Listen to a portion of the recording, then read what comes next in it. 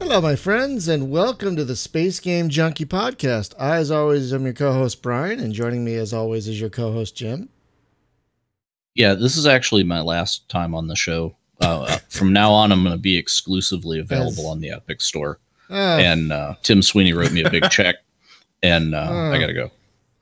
Maybe that'll be a topic for a future show. Is this these exclusivity wars that seem to be heating up a bit? Yeah, Tim writes me a check with enough zeros on it. That'll be the topic every podcast. And then I'll make a post about how sad I am and how unfair it is to our listeners that you two. By the way, 1-year contracts on some of these games. It's pretty crazy. Yeah, well, all the exclusives are that, right? So it's not a forever, but he got a 12-month out of them. Yeah. So No. He's playing by Microsoft's rulebook. You know, anytime you go to E3, you see exclusive on the Xbox, and then a year later, the game is like on another.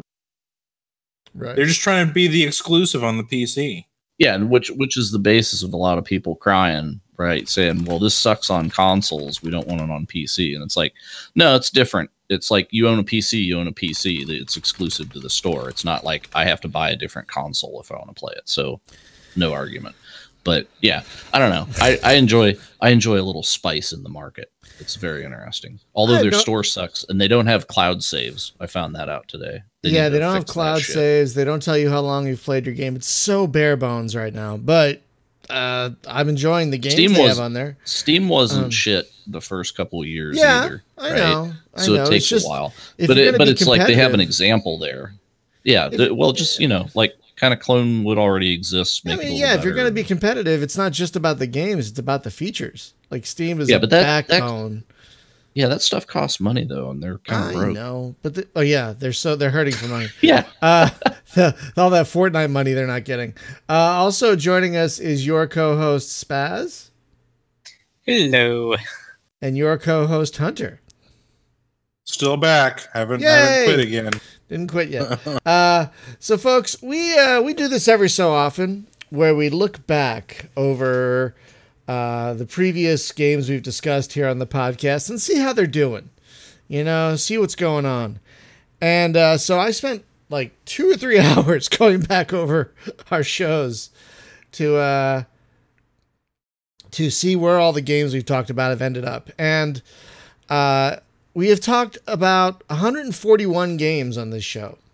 I mean, that is with developers. So we're talking about games where we actually spoke to developers, and we're also not talking about games where they were already out by the time we talked about them. Like Klingon Academy was already released when we talked to the guy who worked on it. So that really how's that game doing? Are they still in early access? I think they abandoned it, dude. I was checking the forum. They're real salty. All these negatives. It's been how many years since the last update? It's the way they redesigned the Klingons again. All these negative Steam reviews about, dude, wrong Klingons. Anyway. It's cool. It's cool. They're making Klingon Academy too. Oh, God. But it's going to be a mobile game. Oh, that would break my freaking heart. Oh, that would so break my heart. It's going to be microtransaction. Your achy breaky heart. Yeah, so the criteria, folks, is the game wasn't out when we talked to the developer, and it's not just a topic show. Like we have some topic shows where we just talked about an old game. Well, we're not counting that either. So we're talking about games where they were in pre-release when we talked to the developer, and so in that criteria, we've talked about 141 games on the show, which is a lot. That's a lot of games. The good news is that 70 of them have been released, which is pretty great, right? That's a lot more than I thought. Just goes to show we can't kill them all. I mean, the first game we had on the show that was ever released was Infinite Space 3. That was episode 10. Way back when, in 2013. But we've also no one was alive then. Surely that was back when we had like 16 color graphics and before times. That was the EGA. That was the EGA era, basically the 16 color EGA era. So yeah, a lot of games we talked about actually came out. Like some of them took longer than others. Like Starship Corporation was episode 62, and that just came out like last year. But a lot of games came out, like Space Pirates and Zombies 2, Galactic Civilization 3. A lot of these I'd honestly forgotten about, too. Like Star Wars Galaxies. Yeah. Into the Stars. I forgot about that one. Dimension Drive. You wanted to forget about that one. I did. Released. I did. Does anyone remember Defect? Remember that game? Oh yeah. Oh yeah. Yeah. That was a long time ago. That was a background. Yeah, that was episode 115. So a lot of games like Tharsis, one of our wackiest episodes. That came Endless Space 2, 3030 Death War, Starfleet Armada, Helium Rain, we had on twice. So yeah, the good news is about half of the games we've talked about have actually come out. That's pretty great. Oh yeah, AC Wraith, you got Spaz 2 as a prize. I remember that. So that I have to admit that was a lot better than I thought. I was really worried a lot more games would be in actual development than they actually were. So not bad, right? Where it gets a little funkier is talking about games still in development. There are a lot. There are almost 50 games we've talked about that are still in development. Like a lot. Like Rogue System. Star Citizen. Yep, that's episode 4. But Rogue System. Oh, this also puts to rest, because I did this research, this also puts to rest who we've had on the show the most. It's the developer of Void Destroyer. We've had him on 4 times. Is that game still out yet or no? Void Destroyer 2 is still in development. But Void Destroyer 1 did come out. So that's a bit wackadoo. But he was on the show twice for Void Destroyer 1 and twice for Void Destroyer 2. So, good old Paul. I think I tied with him if you count the multiplayer streams we did with Quintet. Oh God, that's right. I forgot. You know, yeah, Spaz, I'm sorry. You're the longest running guest. You've been on every show. Spaz, I honestly forgot that at one point you were a guest. It's been so long since you've been a co-host. I forgot you were a guest. Seriously. So a bit of sad news, folks. If you haven't heard about Rogue System, that's Mike. I forget his last name. Giuliano. Thank you. He was on the show 3 times. He was our first guest, episode 3. He had a head injury last year, and we just found out he's still recovering from it. So development of that game is on hold, that's sad. I mean, you don't want to hear that. You don't want to hear a guy that you like, because Mike is great. If you've listened to those podcasts, he is a great guy. You know, you want him to succeed, and to hear he had a head injury? He's a real nice guy. He really is. So that's really, really a shame. I was surprised that some really early episodes still are being worked on, like Rodina. Remember that one? Wow. Yeah, that one in early still being access. worked on. Yeah, that one in early access, I think in 2014, 2013, and he's still working on it.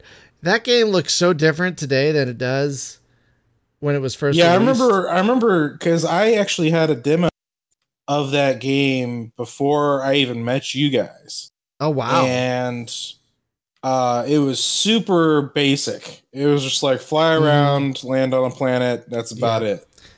Yeah, now he's got procedural. Definitely come a long way. Yeah, now he's got procedural dungeons on planets and aliens to fight, and fires on board shit. Like, that game has come such a long way. I'm actually trying to get him back on the show, since we only had him on once.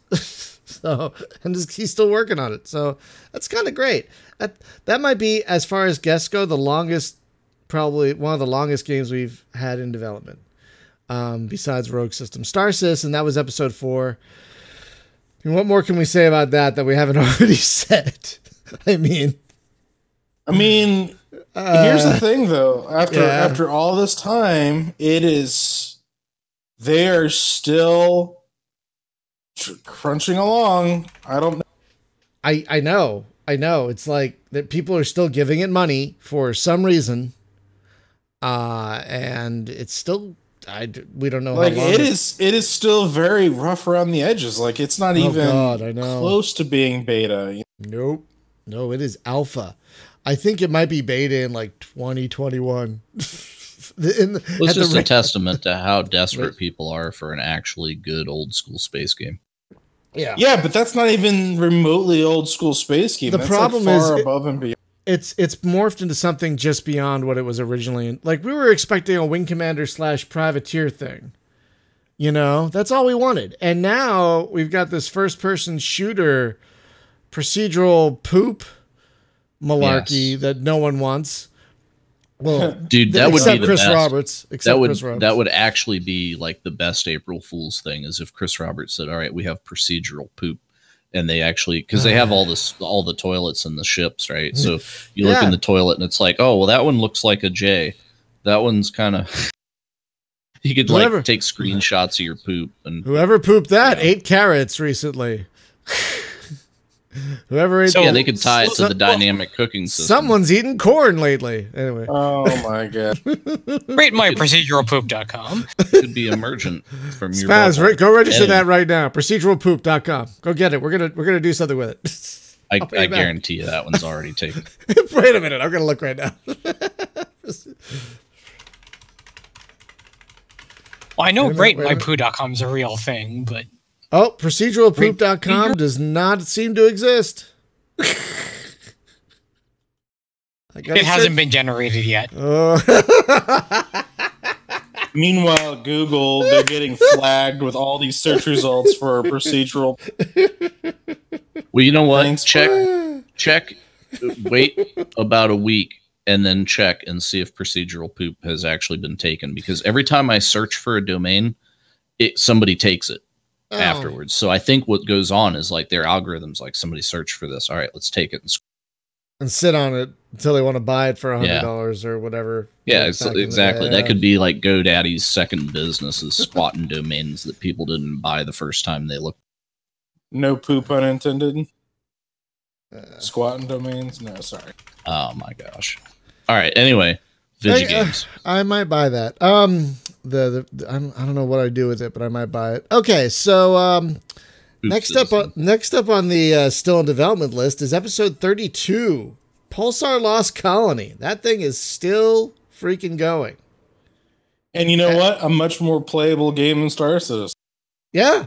And it's kind of like it's doing just about everything Star Citizen wants to do, but it's already better in just about every way than Star Citizen. Did they ever put anything interesting on the space stations other than like just get out, go to the store, and do whatever? They've added new content for the station. Yeah. Okay. Oh, that's good. Because it was just kind of like go there and do the merchant thing or whatever, but there was no reason to be there if you weren't shopping. We have not played that in a while. No, I should put it back on the calendar. I should put that back on the calendar, come to think of it. Because we haven't played that in a while, and there have been a few updates since then, right? Like at least 2 or 3 since last we played it. Yeah. I'm going to add that to the calendar right now.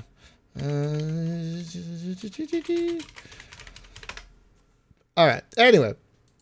So that one's still in development. Now, this next gentleman we've had on the show 3 times. I can't remember his name, but his game used to be called Imperia. Now it's called Alliance of the Sacred Sons.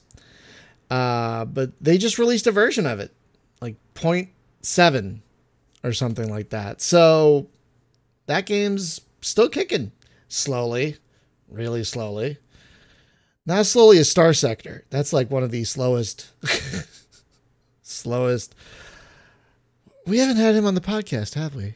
Damn it. I will have to fix that. And why have we had him on the podcast? That's weird. Yeah. So next up is Wayward Terran Frontier, which is, I think that's stopped George Holtgren. Yeah, that's stopped development for a while, and now it's in development again, and it's coming along. Yeah, he's working on it. Yeah, I think they're actually going to launch a side game to it. I think I just heard, maybe. But yeah, that game's still going. That's great. Next up is Starfighter Inc., which I think is about to undergo a name change. Last I heard. They're also going slow. A lot of these are going really slow. About that game. Yeah, right? There are going to be a lot of games on this list that we have forgotten about. Let me tell you, because when I was going through, I'm like, oh my god, like I've forgotten about so many of these. When was the last time we checked in with Westman anyway? I'm in their Discord. Yeah, their Discord is not the most active, but they get together, weekly, I think, to play it? I think they get together fairly regularly to play it, if you're in the beta. So, that's still going. Descent Underground, if y'all remember that one, has been renamed to apparently just Descent. And now it disappeared for a while. Now it's just Descent, and now apparently it's back under development. I don't know what happened to the underground part. Okay. Yeah, Isn't it getting ready to release? Huh? Isn't it getting ready to release? I don't know how close it is. I wonder, because Overload came out, and Overload is so damn good. It's so damn good. Now they need to take a step back and be like, Yeah, they may have the Descent name, but Overload is the people who actually worked on Descent. So it's like, you guys have a lot to live up to here. And it'll probably be great. Will it be as great as Overload? The thing is, if Descent focuses on multiplayer more than single player, they might be okay, because Overload is almost entirely single player. Like, it's got some multiplayer, but it's like, there's not much to it. Very limited. Very, very limited. It's like it's. I don't want to call it an afterthought, because that's kind of mean, but it's kind of like, oh, people want multiplayer, fine, here. That's kind of what it feels like. So if Descent, that's how it felt to me when we played it. Yeah, exactly. But then again, the people who enjoy that, they really enjoy it. That's true. That's true. More power to them. Yeah, but maybe if Descent Underground could have more robust multiplayer, maybe they'll do all right. I don't know. Yeah, I feel like I saw a thing recently that said that they were getting ready to come out. Oh. Maybe, do you want to look that up while I'm talking here, and we'll get back to it? Yeah. Thank you. Next up is Void Destroyer 2, which we kind of mentioned. Paul has had a baby since development started on Void Destroyer 2, so that slowed things down a little bit. But he's still plugging away at it. I think he had a development video up like a couple of weeks ago, or maybe within the last month, with new stuff. So he is chugging along that thing, and it is looking impressive. It is looking so impressive. Like, it looks like everything the first game wasn't and more. Looks like it's going to be great. So, folks, if you haven't checked out Void Destroyer 2 yet, that's definitely one to keep an eye on. That's going to be really great when it's done, I think. That's going to be one to beat. Next up is Infinity Battlescape. That's coming along, but so slowly. Like, so slowly. Well, they've got the beta open now, but it's still like $100 at this point to buy in, or it's alpha. I think they're gonna give every backer beta access in February. I think. Oh, really? Okay. Because I've been waiting on that thing, because it's like, well, I could buy in now, but it's like $100 and some dollars. I know, that's why I don't keep buying it. That's why I don't do it. I'm like, I almost bought into some other games that don't exist anymore. I'm like, I'm gonna wait on this. I don't know if you guys remember a game called Planetary Prospector's Arm. Remember that one? It was kind of like you were in this kind of like mining suit. You would go out and mine stuff. You were like a convict.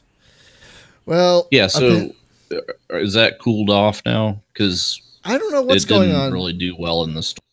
Well, it's still in early access in the store. It's been renamed to ARM Planetary Prospectors, all caps, no periods. So ARM isn't even an acronym anymore. It's just ARM, for whatever reason. So it's been renamed to ARM Planetary Prospectors Asteroid Resource Mining. That's the full title.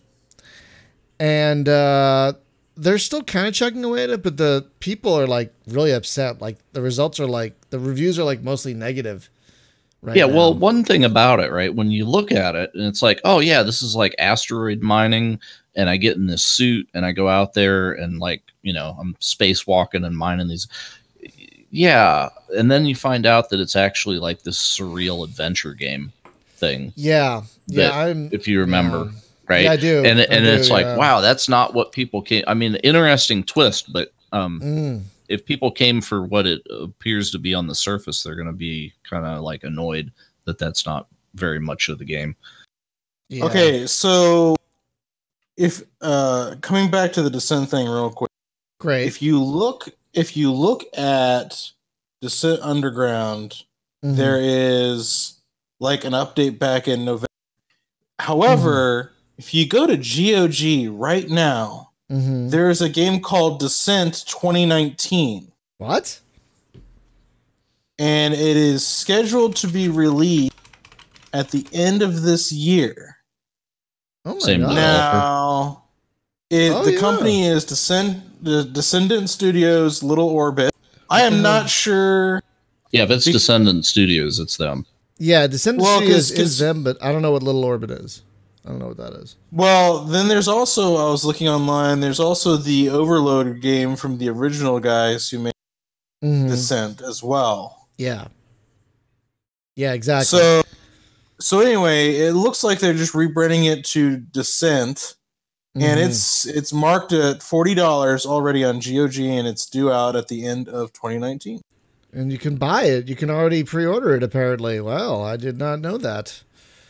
I knew I saw this somewhere, and I was confused. Nice find, man. Yeah. Nice find. I had no So I wonder idea.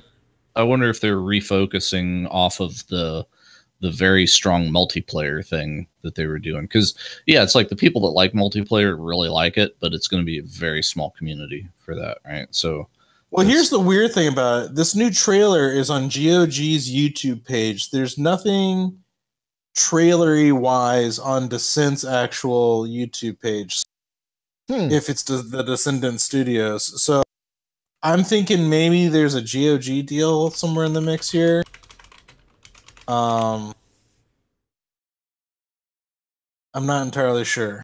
Yeah, I'm not seeing. But it's totally got cloud saves, multiplayer, and single player all within Galaxy. So something tells me this is going to be like a GOG Galaxy thing. Yeah, I think you're right, because I'm looking at Steam and I don't see this new Descent listed at all. So it might be a GOG exclusive. Oh boy. And it says on here already, if you already own Descent 3 plus Mercenary on GOG.com, please contact support and get a code for a friend. So there's definitely some... Oh. It's kind of interesting. Hang on a second. Wait a minute. This is interesting. They're giving away Descent 3, which is not the game made by the original folks. That was Descent 1 and 2. Interesting. That's kind of funny. I wonder what the hell's... I wonder if anybody has it in their heart to do a modern day reboot of Terminal Velocity. That's something I feel that you could knock out in Unreal. I saw someone on Twitter making that exact thing. I don't remember who now, but I saw someone on Twitter. They're making a Terminal Velocity style game. I'm like, bring it. That's great. It is. And it's like Unreal, from watching some development videos of the blueprinting stuff. It's like, yeah, here's a ship. All right, here's some flight characteristics, and bang, and you can throw that together pretty fast, prototype it out. So it seems like it would be a cool, like, beginner to middling project for somebody to just repro that thing. Yeah, you would think. Yeah. All right, where were we? Gala Collider, still in development. And here's a funny one. Anyone remember Drifter? Oh, yeah. Oh, yeah. Yeah, it's been in development for 1 billion years. It's still in development, but it's so... Like, I think that game was in development either when I started Space Game Junkie or shortly thereafter. Like, it's just been in development for a really, really long time. Sounds right. Yeah. And I don't know if it's ever coming out. I mean, the developer is pretty active on Twitter, but he doesn't talk about Drifter a lot. But he talks about it every now and again, so something's happening. It's a bit confusing, honestly. Maybe we should have him back on and go, what the hell, dude?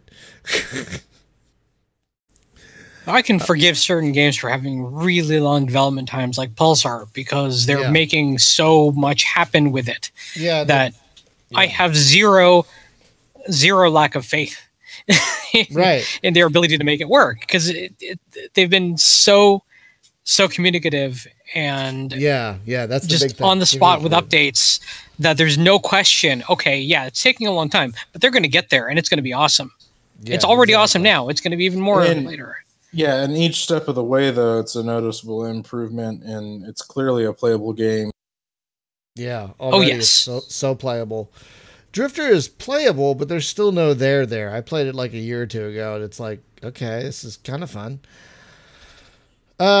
So I don't know if y'all remember Wing Commander Flat Universe, that free top-down Wing Commander game that these two Greek brothers, the Masalis brothers, I think their names are making. It's still chugging along. They actually just had like a multiplayer tournament with it like a month ago. But that's like a part-time project where they work on it like outside of their day job. So that's moving along slowly, but that's fine. I mean, I can't begrudge them that, you know? Star Command Galaxies, I'd actually forgotten about. I completely forgot that even existed, you know? That was literally the first thing I'd backed on Kickstarter. Really? Yeah. I'd actually created my account and backed that game. But they're still slowly chugging away. Like, I think their last update was just a couple months ago. So yeah, I mean, it's been slow, but they've been making little bits of progress here and there. Little teeny bits of progress. I don't know if you all remember Galactineers. I didn't. Vaguely. Kind of a Minecrafty looking space building thing, and it's really slow development. Like, but the developer is active in like the Steam forums and stuff. So I guess stuff is still happening. It's not clear, you know, how fast it's going, but Planet Nomads apparently seems to be near done. They're at like 0.9, I think, at this point. So they're not too far off, I think, from actually being released at this point. Man, I totally forgot all about them. Right? I did too. I totally did too. I was like, what? Well, because it was during that time when there was like a few names were coming out of the woodworks to compete against Space Engineers. Yes. Which at the time, Space Engineers was hot because it was pre the planetary stuff. Mm-hmm. Yeah. You know, and so back when it was, you know, before, I don't know. I haven't dove back into that game because I've just been so burned by it, because I'm just like, why do I keep playing this thing that you guys have to keep updating and it keeps breaking and changing? I'm tired of lifelong beta testing this thing. That's actually on the list. Space Engineers. I wrote down will always be in development for that one. Well, here's a slight little tangent for you though. I found out something interesting today that I did not know about, and this is about development cycles and stuff like that. Mm-hmm. Jim earlier today sent over an interesting video on Republic Commando. And it was like the Star Wars game? Star Wars game, yeah. And it's a fantastic game. Oh, yeah. Now, what's interesting to me is like the timing of the development of this game and everything that was kind of going wrong, like with LucasArts at the time. There was just like a lot of weird stuff. You know, it was, you know, you look at like the weird marketing trends and how like people try and push for money, and how you can tell that some people in charge just don't understand their audience. Like EA, for example, just doesn't seem to understand its audience. Right. Not completely. I mean, I think on some level they understand how to rip people off and get people to continue to like just shill out lots and lots of money, because that's what big corporations are good at doing. Obviously, if they weren't good at it, they wouldn't be around anymore. Right. But like where this is going is Disney, when they acquired LucasArts and the Lucas, you know, they did a contract with EA to be the sole developer of any Star Wars IP for a 10-year period. Okay. That to me is absolutely insane. Oh, I agree. No question. I feel like they got some guy at EA that just holds that damn contract and waves it around and giggles. I mean, yeah. Like you want to talk about games in development or games that are just poorly developed or whatever, and I just feel like they just don't understand their audience, and they put out what looks beautiful on the surface but lacks real true heart and commitment. And I just think to myself, 10 years of this. because they just announced you want to talk about still in development that got canceled. Their open world game that they were toting for a while got canceled just like the other day. Like EA nixed it. And yeah, do you remember when Jade Raymond was working on, she was talking about it's going to be like a Star Wars GTA 5? Yeah, but they also said it was going to be like Uncharted, like an Uncharted game, but in Star Wars. Right. Well, it started out, it was going to be like a GTA 5 thing. And then that got canceled because that's when Jade left. That was like 2 years ago. And then they hired the lady from the Uncharted games to come in and write it. Right. And then that's when the talk became, oh, it's going to be like an Uncharted game. And then that got canned. And then it went to these other guys, and it was basically like an asset thing. It was like, look, we got all these assets. We got no game. So here's a pile of assets. See what you can make. And then they were in the middle of trying to make that, and then they yanked the plug on it.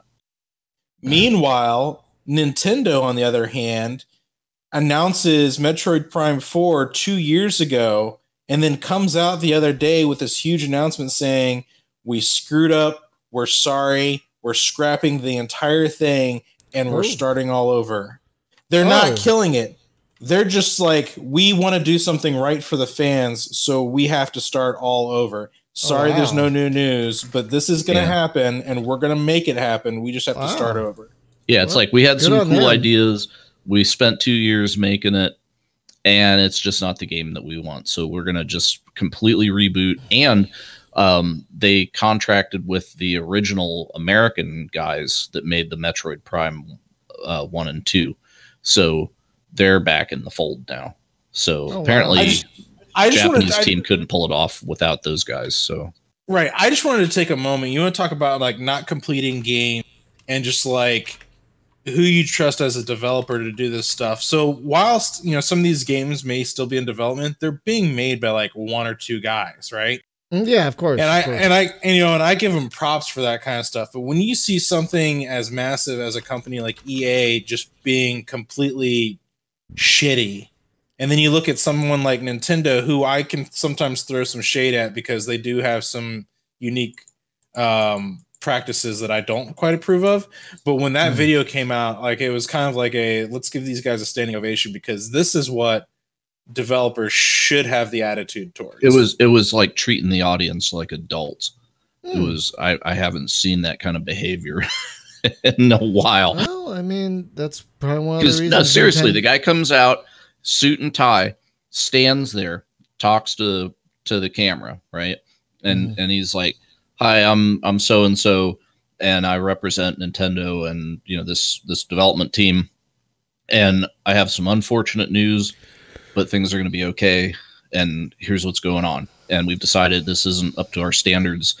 We want to give you the best game, so we decided to shit can it, and we're going to start development all over again, and you're going to get Metroid 4, and it's going to be way better than what we just did. It's just going to take a little bit longer, and you've been fans of this, and you've been patient with us, and I just need you to be a little bit more patient with us, and I trust that you'll understand. Thanks." And it was just like, oh my God, how can you even actually talk to your toxic fan base as if they're human beings? Why don't you just like silently cancel it? Like EA. It's like no discussion of what was going on. They don't show you anything about like what it was doing, right? And that Star Wars game, technically it's been canceled 3 times. It's cascaded. And it's like falling down a set of steps. It just bounces, 3 times on the way. It's like, how can it be so rough to make a fucking Star Wars game? Come on. If you guys haven't noticed, we're pretty salty that we haven't gotten anything good from that IP in probably a decade. Oh, a long time. Like both that and Star Trek really have just been I can't think of anything since Republic Commando that I liked. And I would say the Lego games count, but only because those developers actually care about the IP and making it fun. Yeah. Whether or not it's going to be AAA quality, that doesn't really matter. That's not the point. It's supposed to be fun, and they have fun with the IP. Yeah, regardless of whether it's Lego or the DC stuff or Marvel, they do have fun with it. How about this? How about Lego TIE Fighter? Right? They could do it, dude. Like those Lego spaceship parts, and it can be as arcadey and simplified as you want to be, but it's still a damn TIE Fighter X-Wing game, and those guys could actually pull it off, right? Because to me, the Lego games is too much like running around breaking the environment and picking up all the little things, all the little jinglies that fly out. It's like, okay, that's cool, but what about like a vehicle-based Lego game or something? That would be kind of cool. I was not at all impressed with that Lego Worlds thing. It was like Lego Minecraft. Yeah, it wasn't as good as I was hoping for, because you want to play it like the Lego games, but they don't come off that way. But anyway, to really kind of get back to it, there hasn't been. I mean, the Lego games I think are like the exception in the cloud. Agreed. Empire at War. Was that the last one? Empire at War came out a while ago, though. But wasn't that later than Republic Commando? I think so. Yeah. I didn't like the base game. Now with mods, it's great, but the original game. But that's just me. When did Battlefront 2 come out? 2005. Battlefront 2. Now that's an interesting thing. Republic Commando came out 2005, like at the same time as Battlefront. Wow. So Battlefront, so Republic Commando came out in April of 2005, and then Battlefront 2 came out in like the fall of 2000. Oh wow. Yeah, and they said that's why the Republic Commando didn't do as well as Battlefront, is because the guy that was like head of the studio at the time really had a hard on for Battlefront and didn't really care about Republic Commando, so they didn't really advertise it. But I feel it's by far the better game. And they were also going to put co-op multiplayer in it, and ended up not, because they, just didn't have time, because they were getting pushed to ship. But yeah, imagine like Rainbow Six Star Wars. Yeah, and with a really that would have been amazing. It's got a very efficient interface. It's got good UI. Yeah, that's a great game. Yeah. Well, and they managed to actually give personality to these faceless stormtrooper guys. They humanized them, and it's like, wow, this is really cool. And then Disney took over and like wiped all that shit out of canon. And it's like, really? Not quite. Well, no, not quite. Not quite. Yeah. They started to show up in Clone Wars.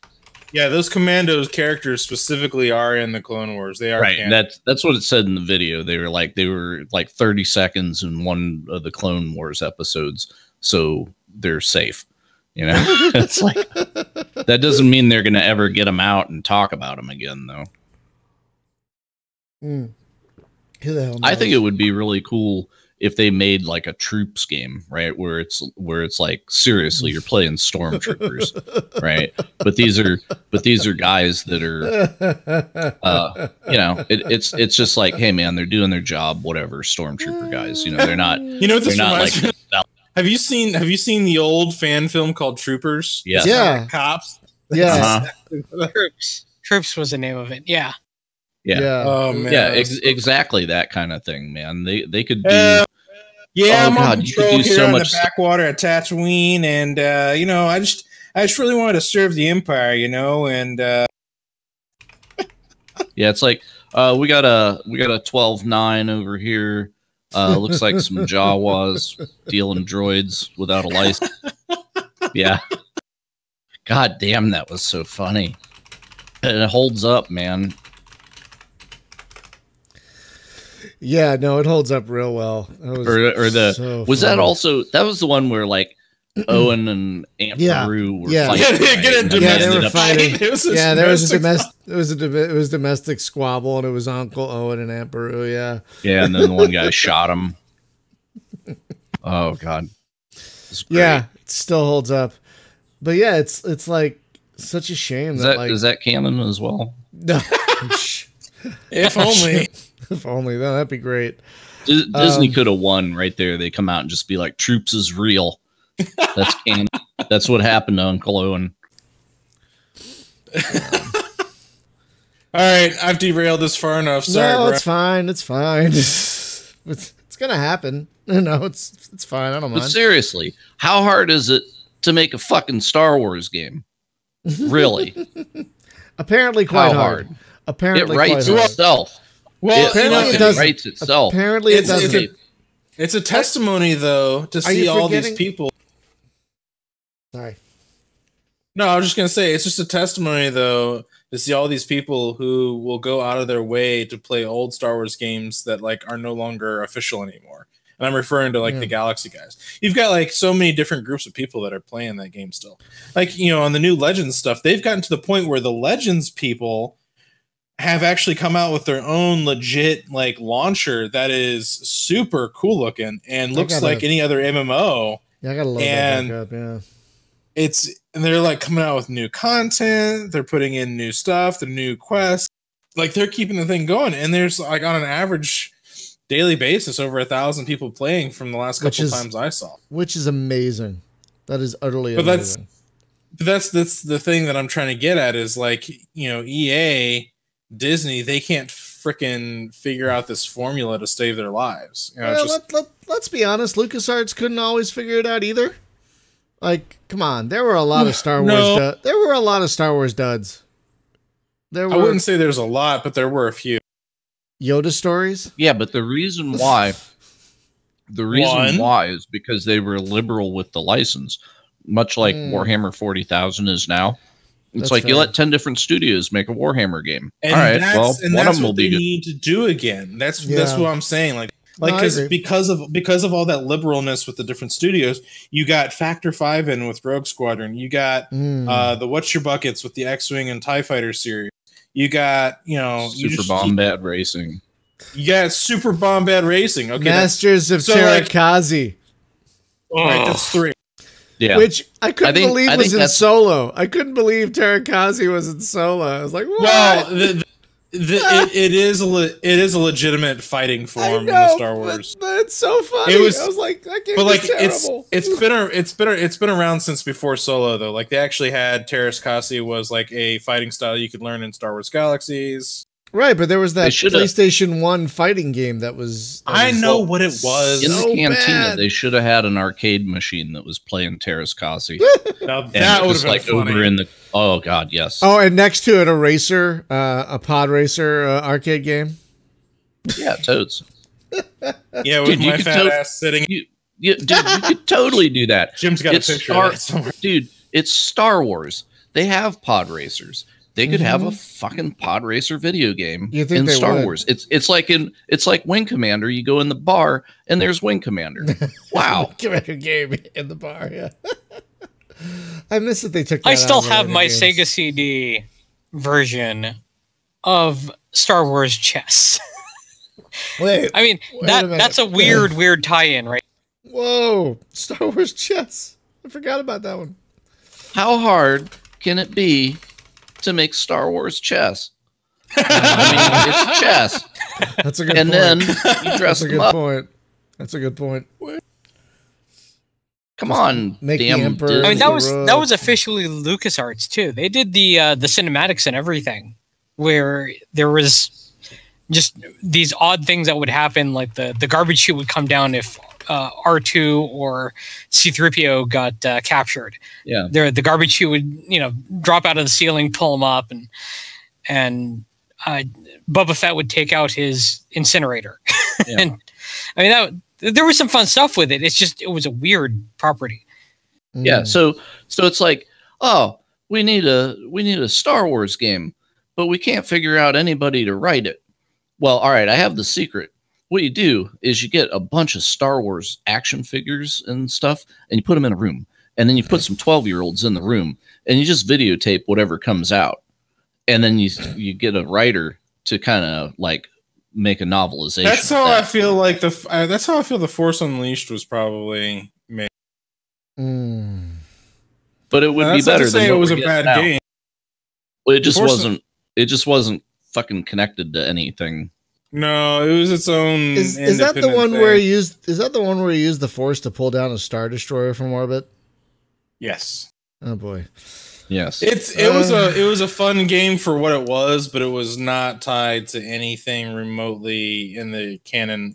Dude, if they'd have wanted to make it cool, then it could have been like you play as Darth fucking Vader for the entire game, and it is Order 66, and you are out hunting down the Last Jedi. Well, that's why we got that would.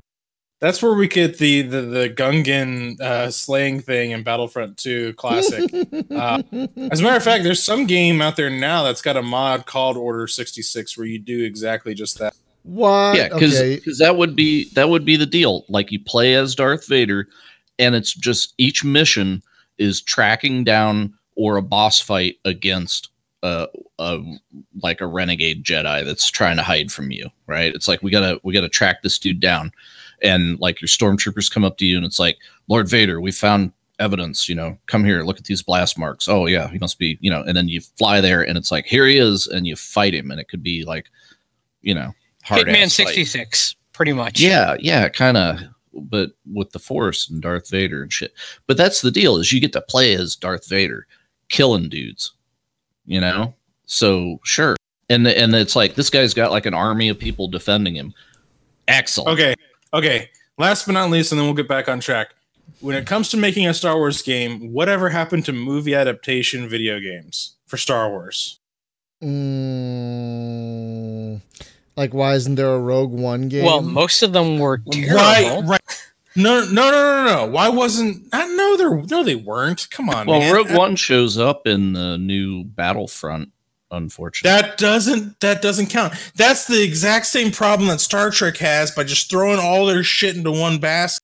Like that's what they did with Battlefront 2. They're like, hey, there's this new movie, so we're gonna throw these characters and they're gonna fight in these battles that they never existed. Right? Darth Maul's gonna fight Rey because reasons. Yeah. So wait, what? You're right. No. So the point I was trying to make though was Episode 1 wasn't really that bad of a video game. The movie was kind of crappy, yes, but I'm talking about like the game itself adaptation wasn't that.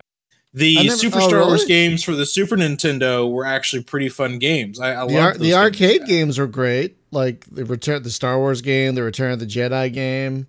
But like, if you want to talk about having like a Darth Vader level, like why not just have something like that, in a game based on Rogue One? Why not? Darth Vader VR. That Rogue One with all its spying and stealthiness and stuff, that would have made a fun game. If you did it right. If it wasn't stupid, if it wasn't done poorly. I don't know if there was a lot of spying and stealthiness. Well, there was a lot of sneaking around and stuff. What I remember of it anyway. It's been a while. Yeah, Darth Vader in VR works, man, because you got a helmet on and limited range of vision, right? So you got this thing on your face. Oh, geez. That's great. Yeah. That's great. Come on, Disney. Yeah, I know. It's like the only good lightsaber game with motion controls that we ever got is a fucking drumming game. Like, come on, Beat Saber. Cool game. But that's the only good use of a lightsaber in a video game with motion controls. Oh, no. There's another one. Wasn't there a Raw Data?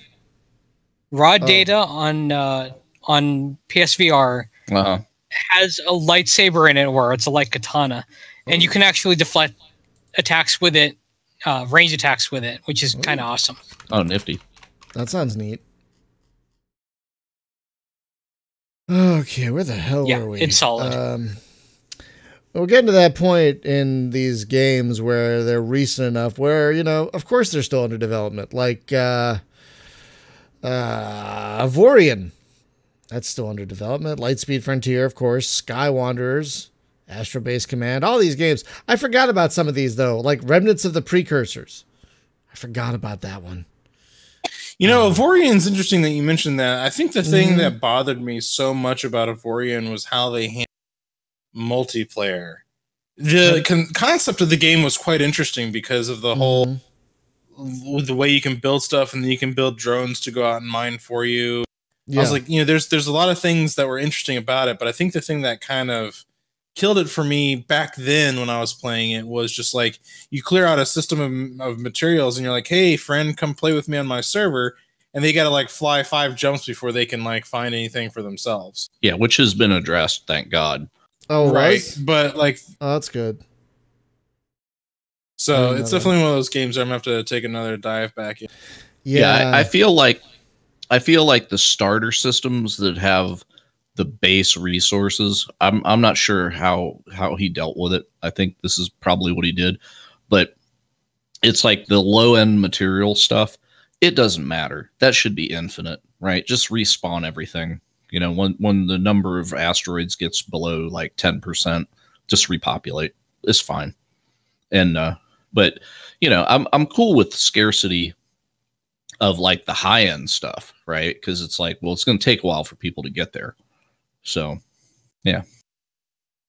But yeah, I agree with you. That was very discouraging whenever we first started playing that, because it's like you spawn in and it's like dead ass empty space, not a rock in sight. But they've dealt with that.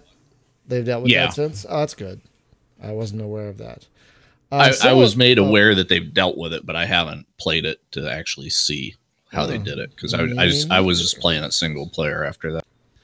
But yeah, maybe we need to play that. Yeah. Similar game is still under development. Lightspeed Frontier, that's still kicking. Even the developer is working on a war game right now as well, but he says he's still working on it. He's in our Discord. So, all right. Sky Wanderers. I completely forgot about that one. It looks so cool, and I completely forgot about it. But I love that, man. You get the little guys and put them on the thing. Yeah. It's like Spyro and his friends. He's still posting videos. Oh, wait, that's Skylanders. Oh, no, Wanderers. But he's still posting videos, so apparently that's coming. Astro Base Command is still coming. Space Impossible. I forgot about that one. That's still chicken. Astro Base Command, they just had an update posted, I think, within the last 24 hours. Yeah, just recently. So, yeah, a lot of these games, I'm not going to list all of them now because they're within the last, like, 50 episodes. And, of course, they're still under development, like Cosmeteer and Starmancer and Undercrude and Solar Warden. You should do like a top 130, or how much is it? 140? It's like top 140 video games on Space Game Junkie, and then just have like a compilation video, like 30 seconds of gameplay of each. That'll only take you a month to make. Yeah, no thanks. That sounds like work. No, you make 14 of them, 10 at a time, like top 10 games. You know what? The secret is top 10 lists, man. Hang on, no. You know what I'm gonna do starting next year? I can't believe I just didn't think of this. This is next year. Wife. No, next year, because it's too late to start this year. My wife does a 1-second video every day, and she makes a 1-second video on her phone, and then at the end of the year, she compiles it into one long, like 6-7 minute video. Do you mean she takes a picture? No, or it can be a picture, but it's usually a short, very short video. I should do that with space games. Like every day, just take a tiny second of a game. Shit. That gives me an idea for like I should have done that. 20-second porno movies. No. Not real. No.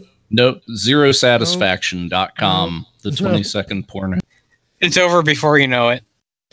Guessthehole.com. And just go real deep. Just go real deep in and try and figure out which hole it is. Sorry. That was really... Wow. Wow, Brian. I'm sorry. I don't know where that we were from. Here, and then he took it over there. My middle name is Line Crosser. I cross lines. His middle name is Goes There, man. He just goes. But I think the Gozer the Destroyer. Oh, there is no line, only Zool. I think the game we've talked about most recently that's closest to being done The line speaks to you. is Starfighter Infinity. That MMO, that's in beta right now, and I think it's a 0.8 or 0.9. So that's coming soon. But there are a lot of good games that should be coming out this year, like Executive Assault 2 and Solar Warden, Rebel Galaxy Outlaw. Angels Fall First should be done this year, it looks like.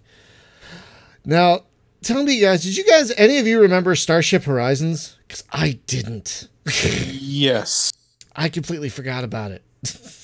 Completely. But there was an update in October, so okay. Still going, I guess. So yeah, there are a good amount of games still chugging along.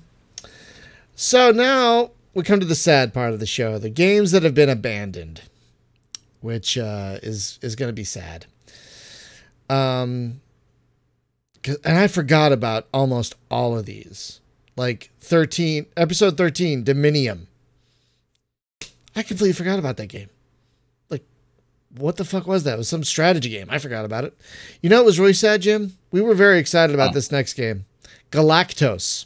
Remember that? Oh yes, cupcakes in space. Yep, cupcakes, turkeys, cakes, and donuts, and that little alpha thing they gave us was so fun. Yeah, so fun.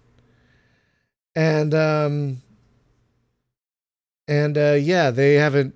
There's not been an update since 2016. I wonder if the team just dissolved or what. I don't know.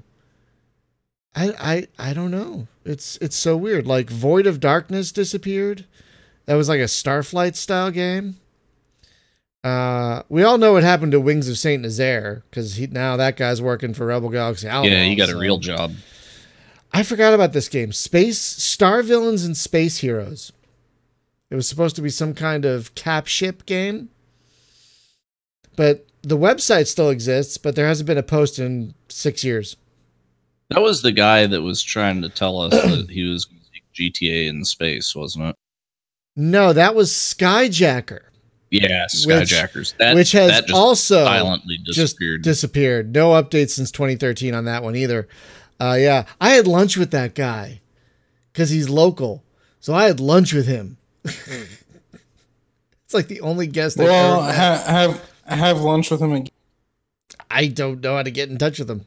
I totally lost the info. But one of the saddest on this list was The Mandate. That was episode 34. That game imploded on itself. But I think it's because we'll never get our money back for that one. It was a scam. Like they never planned to release the game as they intended, as they sold it to us. They never planned on that, apparently. Really? Yeah. So it was apparently a scam. So what was it? It was just a Kickstarter money grab? Yeah. Apparently that is all it was. That apparently is all it was.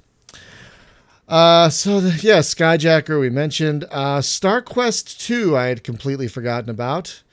It had a Kickstarter and it failed, and then nothing happened after that. Another Kickstarter that failed. This game looked really interesting. Slower Than Light. Remember that one? Oh, yeah. Yeah, that one looked fascinating, where there was no faster than light travel. And so communication happened over days, weeks, whatever, you know, and like everything was literally real time or something. It sounded like fascinating. And yeah, that just totally disappeared. I don't even remember what Space Warfare Infinite is, but apparently it's either been abandoned or renamed as Embers of the Empire. The blog for that one was very confusing. So I don't know. I think it's been abandoned, but I'm not 100% on that one.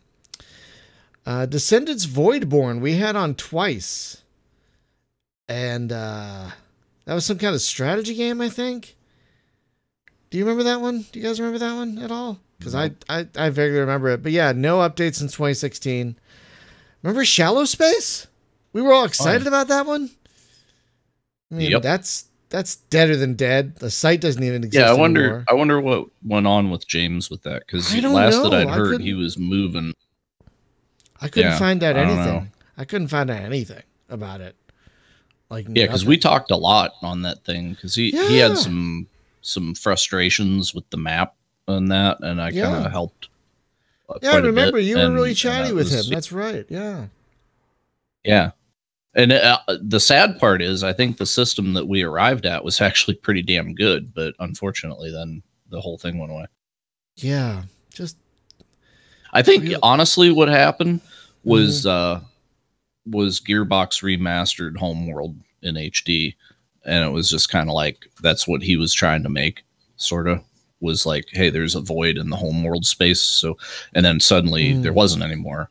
So maybe because they remastered Homeworld and brought that back. Yeah. right. Right. Yeah, so it's like, well, why am I making this when the real thing's right there? Yeah. Now, honestly, he could have made a Homeworld mod out of that and done pretty good. Yeah. I would like to see more Homeworld mods. Really, I don't think we're done with that game yet. No, That there's engine has a aren't there a lot ton- of potential. Aren't there a ton of them? There Homeworld are, mods? you know, Yeah. but it's like things tend to focus in on like the big known IPs. You know, where it's like, oh, this is a Star Wars mod or I a see Star what you're Trek saying. mod, or You'd rather more like you know, original stuff. Like, yeah, I don't want to see somebody cook up their own thing. His was looking kind of cool because it was like yeah. like battleships and stuff in space. You know, it looked Right. kind of nip. Well, I mean, so you want something more like what the Free Space folks do, where they make either their own universe or they make more stuff in the Free Space universe, Yeah, that sort of and thing. honestly, I just make an original IP, put it in there. You know? Yeah. Like I keep talking about, like we need like an open source, not Star Trek, or an open source, not Star Wars, right? It's like There's- it is that. It tastes like it, it smells like it, but it doesn't look like it. There's You Star know, that Shattered. way you don't get sued. It's open source now. Did you know that? No, Yes. I'm surprised actually that it's open source. Yeah. Really cool game. Oh, wonderful game. Hard as It- fuck. It was But- basically Falcon 3 in space. Yeah, which that's I exactly loved what it about was. Yeah, and it went open source maybe 5 years ago, but not too much has been done with it, sadly. But it's still very playable. Like I tried to play it a few years ago because it's so hard, and I died so many times. It's such a challenging game. But yeah, folks, if you haven't played Star Shatter, Well, the one thing that's really cool is you don't even have to play it as a flight sim. You can play it as an RTS because you have can to get actually- promoted. You have to get You can promoted. fly up the to that. Navy. You have to Oh, get do you? promoted I thought up to you that, could- though. No, I thought there was no. there's one campaign where you can just start right off the bat. Is there? I think he added it later. Oh, maybe. I don't know. I all I knew is you had to be promoted to a captain to get that kind of thing, or an admiral or something. Yeah, I remember going in there and they give you control of a couple of ships. It's like a small carrier group. Oh, I have to look Because into there ain't that. no way that I played up to the point where I got promoted that high in the main game. I don't know so- how anyone could survive that long. Exactly. But I did really like the feel of it because it came before the new Battlestar Galactica, but it kind of had the vibe of the new Battlestar Galactica because like the ships had guns and stuff, and missile combat was a thing as opposed to well, it was more like Falcon, right? Like flight sim thing. So it's not like, oh, I just like Robotech spam here's a circus of rockets all over space, right? No, it's like you had to lock a missile and then hold the lock till it guided to the target kind of thing. And yeah, it was, so it was a little bit more realism going on in the it's spacey great. thing. I don't know what happened to it. He stopped working on it. I don't know if he fell out with Matrix. I've tried to ask him about it. Milo was his name, right? He's still on Yeah. quarter to 3, and I've tried to ask him about it, and he doesn't seem to want to talk about it. So I haven't really pushed it. That's too bad. I would love to have him on here. I know. I want to have him on. Like, what the fuck happened to Star Shatter? Because we all loved Star Shatter. It's like the only game of its kind, and we want more. Anyway, So folks, if you haven't played Star Shatter, it's open source. It runs great. It's fascinating and hard as balls, but really, really great. Just FYI. Where do you get it from? You can find it. I think if you just do a Google for Star Shadow open source, it's on the Hard Light Productions. You know, the folks who do Free Space Open. Yeah. It's on their forum. They have a sub forum for it, and you can find all the download links there. I'll make sure to add that. But by the way, there is the Free Space Open launcher, which is a Java thing, and then there's the new deal, Gnosis, which is Gnosis, which is also Java, isn't it? Is that also Java? I don't know what it is, but it's 1,000 times better. Oh, it's 1,000,000 times better. Oh, no question. It's folks, if you're not sure what we're talking about, the folks who run the Free Space Open project are trying to build a new launcher. So you can get all the mods you need to run even vanilla Free Space 2 with the new graphical updates, but also download new missions, new mods, new total conversions, things like that. It's called Gnosis, Knossos, I believe. And it's a really nice graphical interface that lets you easily download just about every major mod for the game. And so it's like the difference between looking at something that was, it's like the first one is damn near like an ancient Windows 95 looking UI, right? Where it's just like so you have this big tree of mods and too many options, and it doesn't tell you what to do. And then Gnosis is just like, oh yeah, do you want to play the Wing Commander mod? Click one button, pow, downloading. It doesn't ask you any questions. It knows what the config is for that, and it just does it. And it's beautiful. Yeah, and it makes it really easy to download the mods you need. So I was surprised at that one anime looking like whole total conversion that somebody did. It's like, I don't remember. It's like a damn Robotech game. Yeah, I don't remember the name of it, but I know what you're talking about. Yeah, folks, if you haven't bought Free Space 2, you're not just getting a game, you're getting a platform. So you should buy it if you don't already own it, and get the GOG version. It's like spending $5 and you get 20 different space games. Exactly. All different. It's an investment. It's an investment in your future. So buy Free Space 2 today, or when it's on sale, but get it on GOG. That's your better bet. So there were other games that seemed to be abandoned that I'd forgotten about. Like, remember Commander Kamala? It was like a police space game. Yeah, that developer was hella fun. That we had. So fun. And yet, apparently, there's been no update since 2016. So it seems to be abandoned. Quasar, remember that multiplayer arena thing? Mm-hmm. Yeah. The site no longer exists. I don't think it even exists on Steam anymore. I can't find a page for it. So that game has disappeared. Yeah. That style of game just doesn't. It's not great. Me. It's not great. No. It's like you need a player base, and how are you going to get a player base if you don't have any single player or bots? You know, come on. Yeah, that too. But I'm just saying, like the twin stick shooter with no complexity about movement or anything. Yeah, it's just an arena, and that's just, really it. It's just an arena of bullet hell. Yeah, like at least give me some kind of... It's a 4-player adversarial bullet hell. Like, give me an objective on the map. Give me some space, like landscape, like nebulas and asteroid fields. Spruce it up. Yeah, you know what game was badass with that? Was it Ring Runner? Yeah, Ring Runner is amazing. Because it had amazing multiplayer. It's like, I remember you'd get like a mace thing on your ship, and it responded to, it had momentum, right? Yeah, that thing has a full-blown, thrust and then turn and then swing that thing and kill somebody. That was great. That thing has a full-blown MOBA inside of it. That thing has amazing multiplayer. And folks, if you haven't gotten Ring Runner, it goes on sale all the time. It's been in bundles. You can find it for like 50 cents sometimes. That game has an amazing single-player campaign. Like, really funny, well written, very fun, very lengthy. Yeah. Plus, super robust multiplayer, like really robust, with bots. Since you say about things that go on sale, right? I think we gotta say that WTF War Tech Fighters is on sale for $1.29 right now, you guys. It's like, I think that's right, $1.20 something. Right $1.24 or something. Yeah, but they just came out with like a huge update that they added like a whole nother chunk of campaign onto it. Do you like Gundam?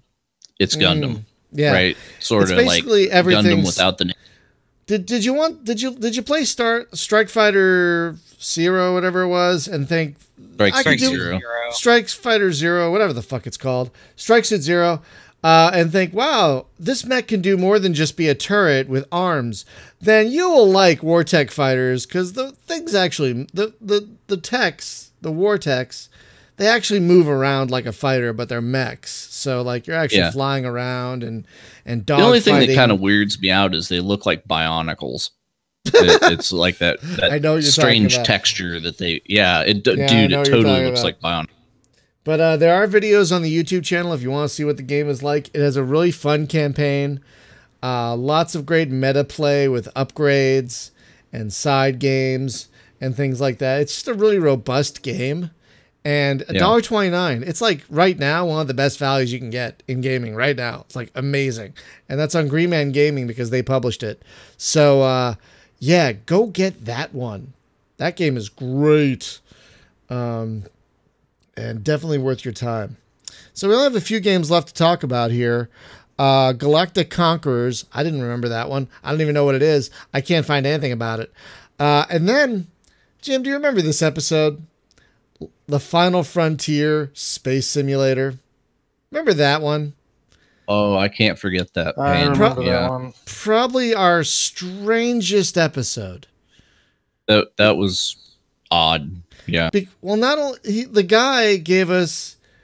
It's been so long now. I don't mind talking about it. I usually don't like shit talking people, but it just felt like an early project. Like, hey, I'm learning Unreal, and I got some ship assets, and I got them. There was no game. Like there here. Was no game. You know, like I got a ship to orbit a planet. Here we go, and I'll come on the show and talk about it. Yeah, I'll come on the show. And it's just like, okay. What do we do? What do we talk about? Because there's nothing here. There's nothing here. It's all planned and no execution. There's nothing. There's nothing here. And we try. That's kind of. What was that game that you said was the scam again? It was Mandate. The Mandate. Very similar. He had nothing to show. Oh, we didn't have a game for that one. We just had video for that one. I think. I don't even think we had a game to play. I think it was just like a couple of screenshots. Yeah, but that was about it. Yeah, this one, the Final Frontier, we had a game to play. I don't even know if I can call it a game though. To be honest, it was like a tech demo with a bit of flying in it, and like you know how The Hobbit is one book stretched out to 3 movies. That's what this felt like. It's like we had to stretch out talking about a tech demo for an hour. That was rough. That was. So that game appears to be abandoned. Hasn't been updated since 2016. Really not surprised. Fringes of the Empire. I barely remember that game. But apparently the dev has moved on to a new, simpler game. And we're having him on next week. So that'll be fun. Oh, that's who that is. Yeah. Yeah, that's who that is. Okay. That's who that is. Nebula. He seemed familiar. Like, he had a lot of familiarity when he was talking to me, and I'm like, this guy knows me, and I have no idea who this is. It's that guy. Awkward. It's that. But it's that guy. Okay. Well, we're going to talk about MUDs then, big time. I'm sure we are. Nebula Online, which I'd completely forgotten about, which is some kind of Starflighty MMO. Nothing since 2016. Sirius Online. We know Dex. He's working on a new game. He had to abandon that one because he ran out of money. He was actually homeless for a while, the poor guy. But now he's doing okay. He's working on a new game called, what is it? Sirius Agent of the Free Agents? What's it called? Yeah, it's actually kind of a cool idea that he's got going on with it where it's got Twitch integration. Yeah. So as you're playing, the audience can like fuck with you. Yeah, that does sound fun. I think that comes out in a week or two, or like really soon, I think.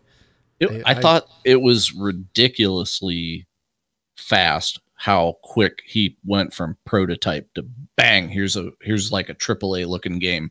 It was just like, dude, what the hell? Yeah, like most people would take like 2 years to come out with that, right? Because he just took like the long vacation after Sirius, and but it's not an asset flip of Sirius stuff. Right. This is like all new stuff, and the rate at which he was just like shitting out ships and stations, and and he's like, check this shader out. And what's amazing about that stuff is he's got, because what he's writing it in is essentially like Blitz Basic is kind of what it is. But he's got it doing like DirectX 12 shader shit in DirectX 9 or 7 or something. It's like you look at it and you're like, wow, that's like modern. And it's like, I got DirectX 7 to do this. It looks it looks really great. Like I played a little of it, and it looked really nice. I was really impressed at how well it looked, and it flew really well too. I think it's going to be fun. It really has that freelancer style gameplay down really well, where it follows the cursor. Yeah, that felt really nice. So the game that we have not mentioned is Asterox. We have not talked about Asterox. And I skipped that, but it is still Asterox Imperium is still in active development. He's still working on it. He puts out.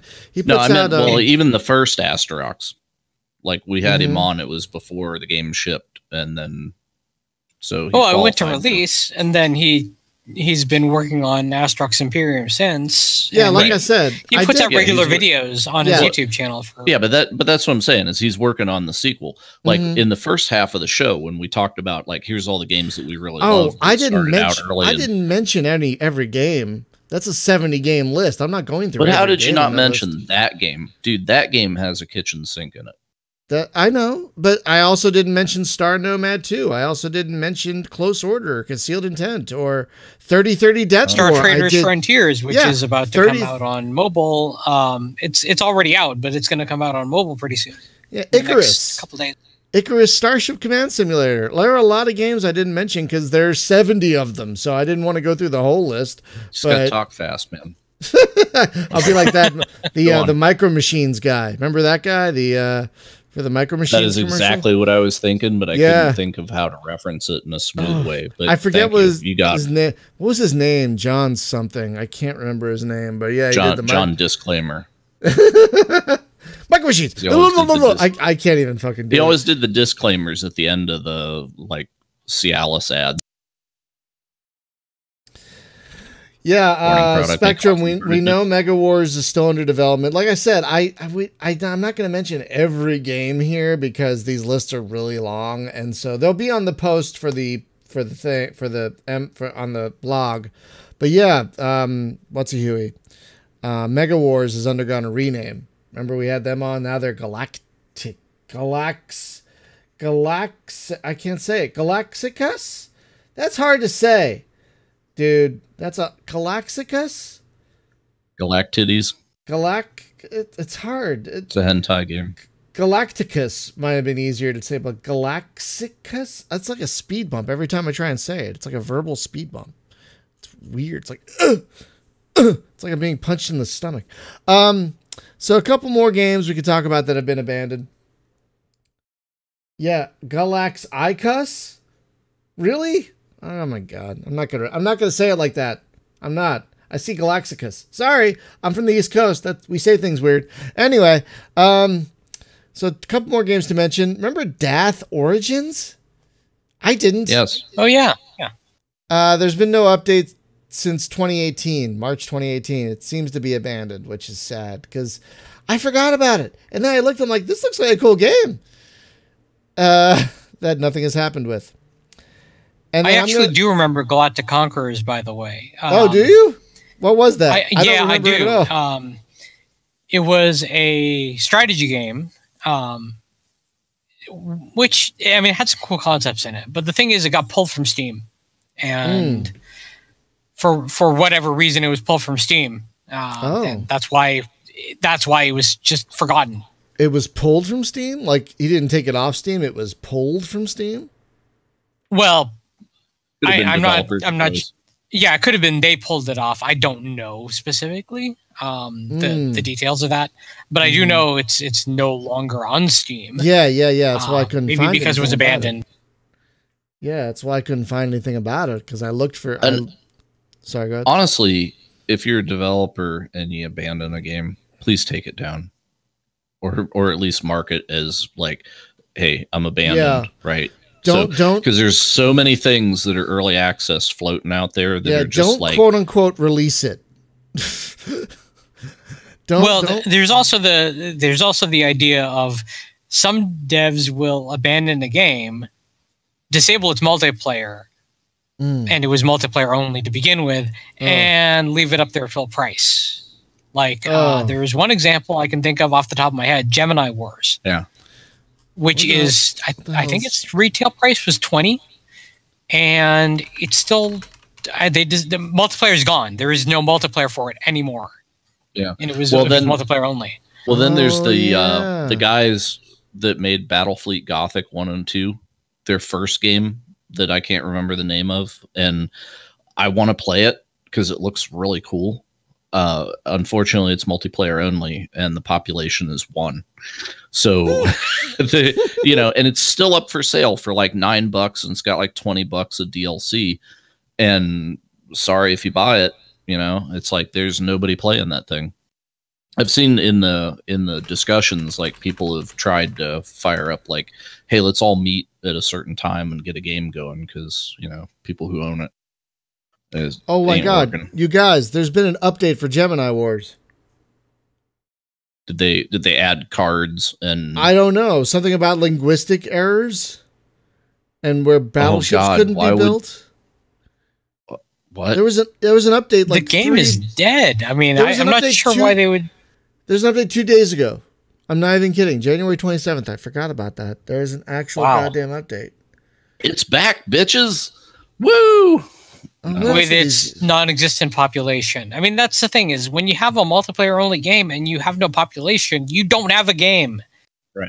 Was that a multiplayer-only game? You need to give that thing away forcefully. Yeah. Was that it says it as a single-player campaign. Are we talking about the same game? Maybe not. Gemini Wars? Right? That's the one you're talking about? Mm-hmm. Published by Iceberg? Because, it says it as a single-player campaign, but it also has multiplayer modes. So you're probably right.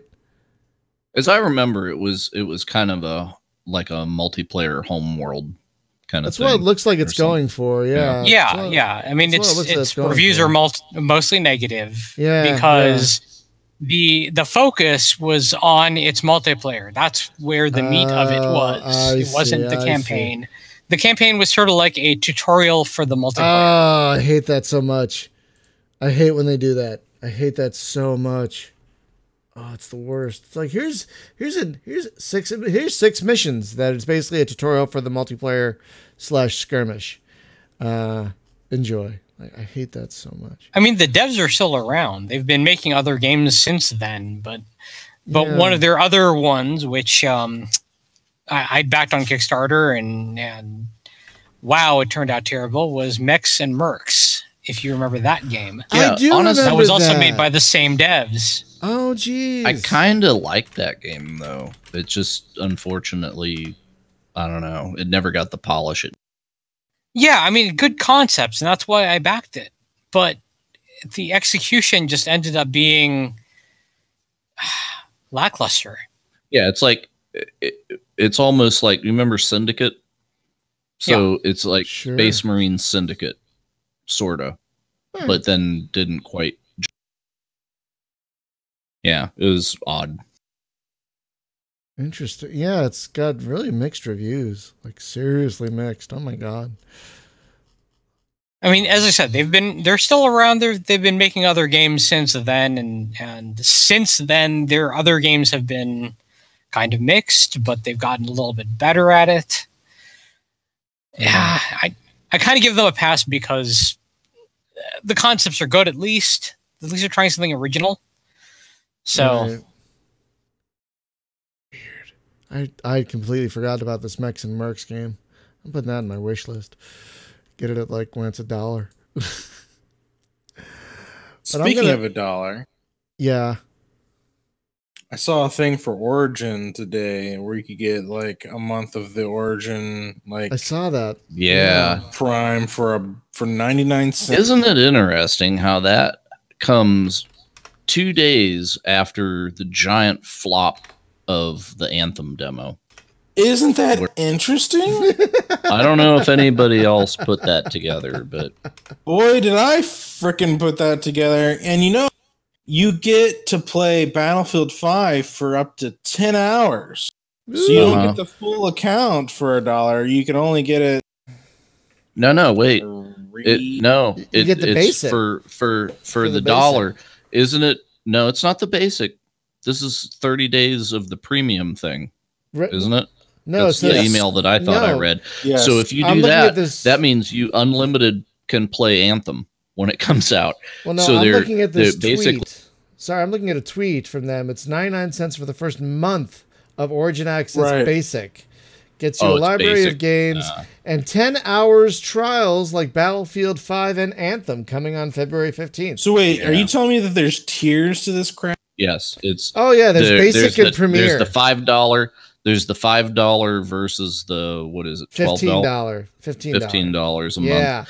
But 15 a month means like, hey, this game on launch day you get to play it full game. Right? Yeah, and so you know what it is? It's not a time trial. It's the Microsoft.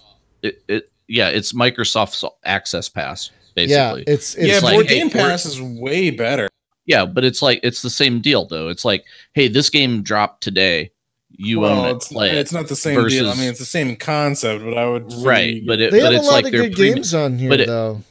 Well, when it started out, it was like, here's our back catalog for $5 a month, but you still have to buy the most current game.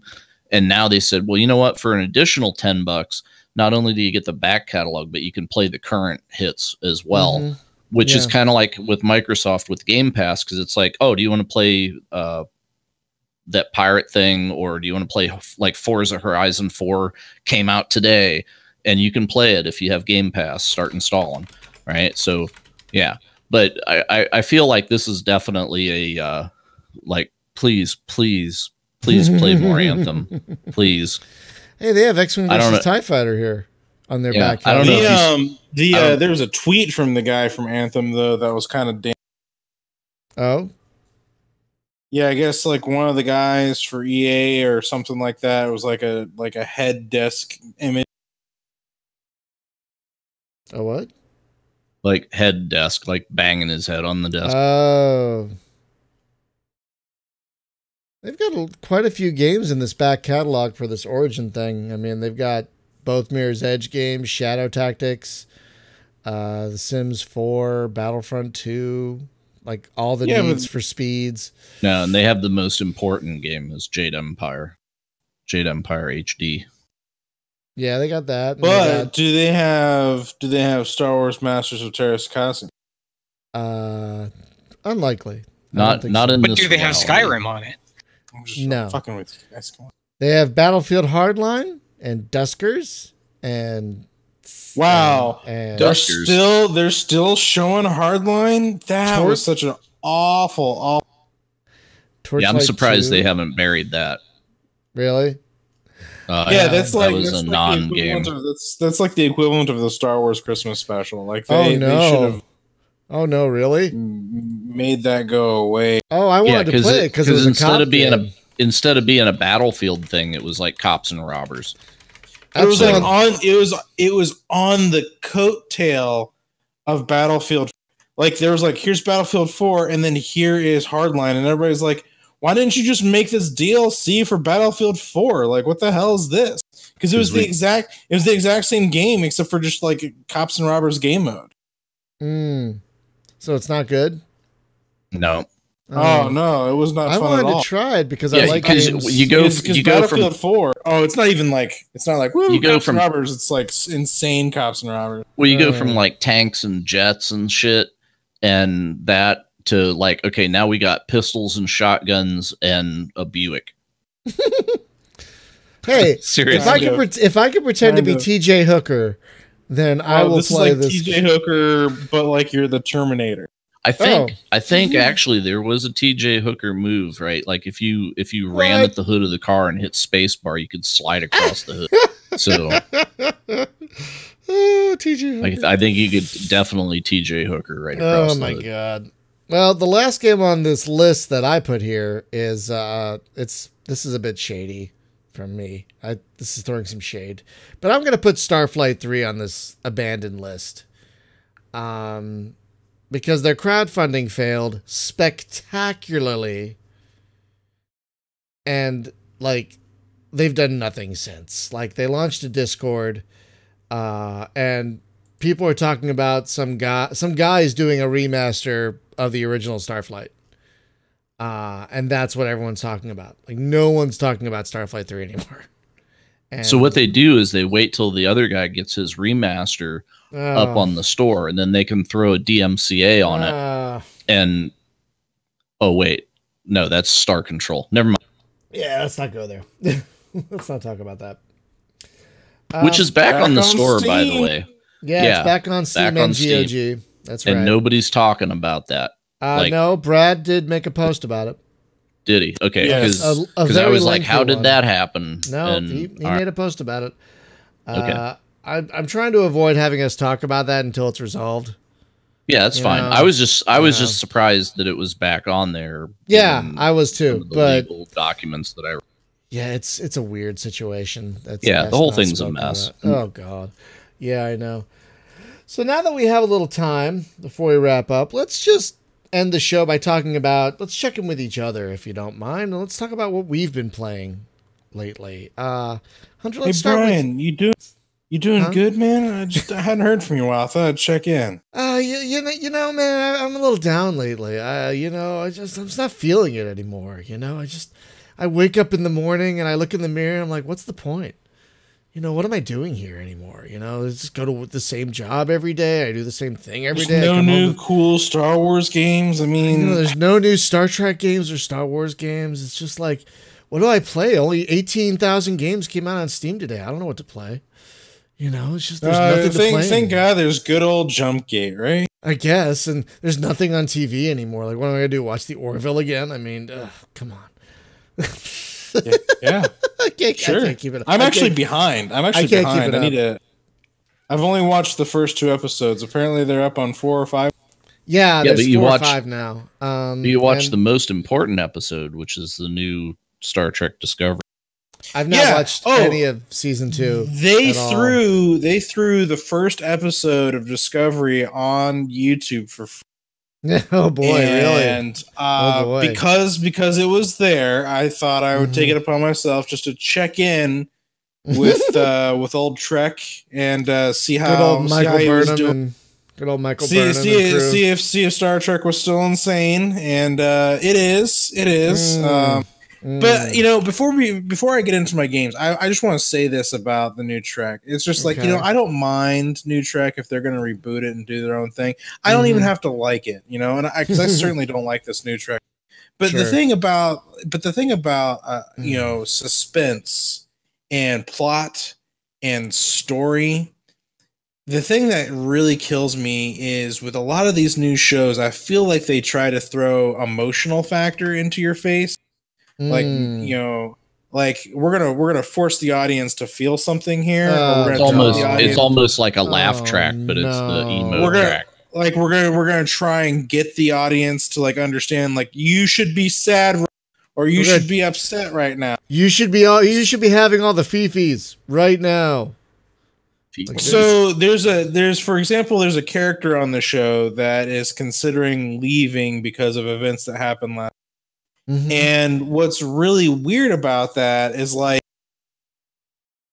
they try and like soap it up a little bit, and I'm just like, last season was so long ago. And who is it? The engineer. Spoiler alert! It's the engineer guy, the blonde guy who lost his partner. Oh, okay. And he's like one of the best actors on the goddamn show, Anthony Rapp. Right, and like I get like the sadness behind lose, but like they brushed over him losing his partner like last season, and you know what I'm saying? Like there was just there was nothing about it that made me feel for the character. Like, I mean, anybody losing someone they're close to, of course, it's like, well, that's sad, but like, I don't feel anything because I've got no connection to these characters because I barely got a chance to even know the characters to begin with. So, which really to me is like doubly okay. If you're gonna put like an openly gay couple in Star Trek for the first time, right?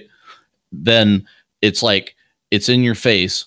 Okay, of like, look at this, it's this virtue signal of like, look at what we got. And then whenever they actually do something with those characters, they completely fail in character development. It's like if you're gonna have these people be a married couple, because I liked them as right, Yeah. and they were doing some cool stuff with those characters, but like to Jim's point, they glossed over what would have made.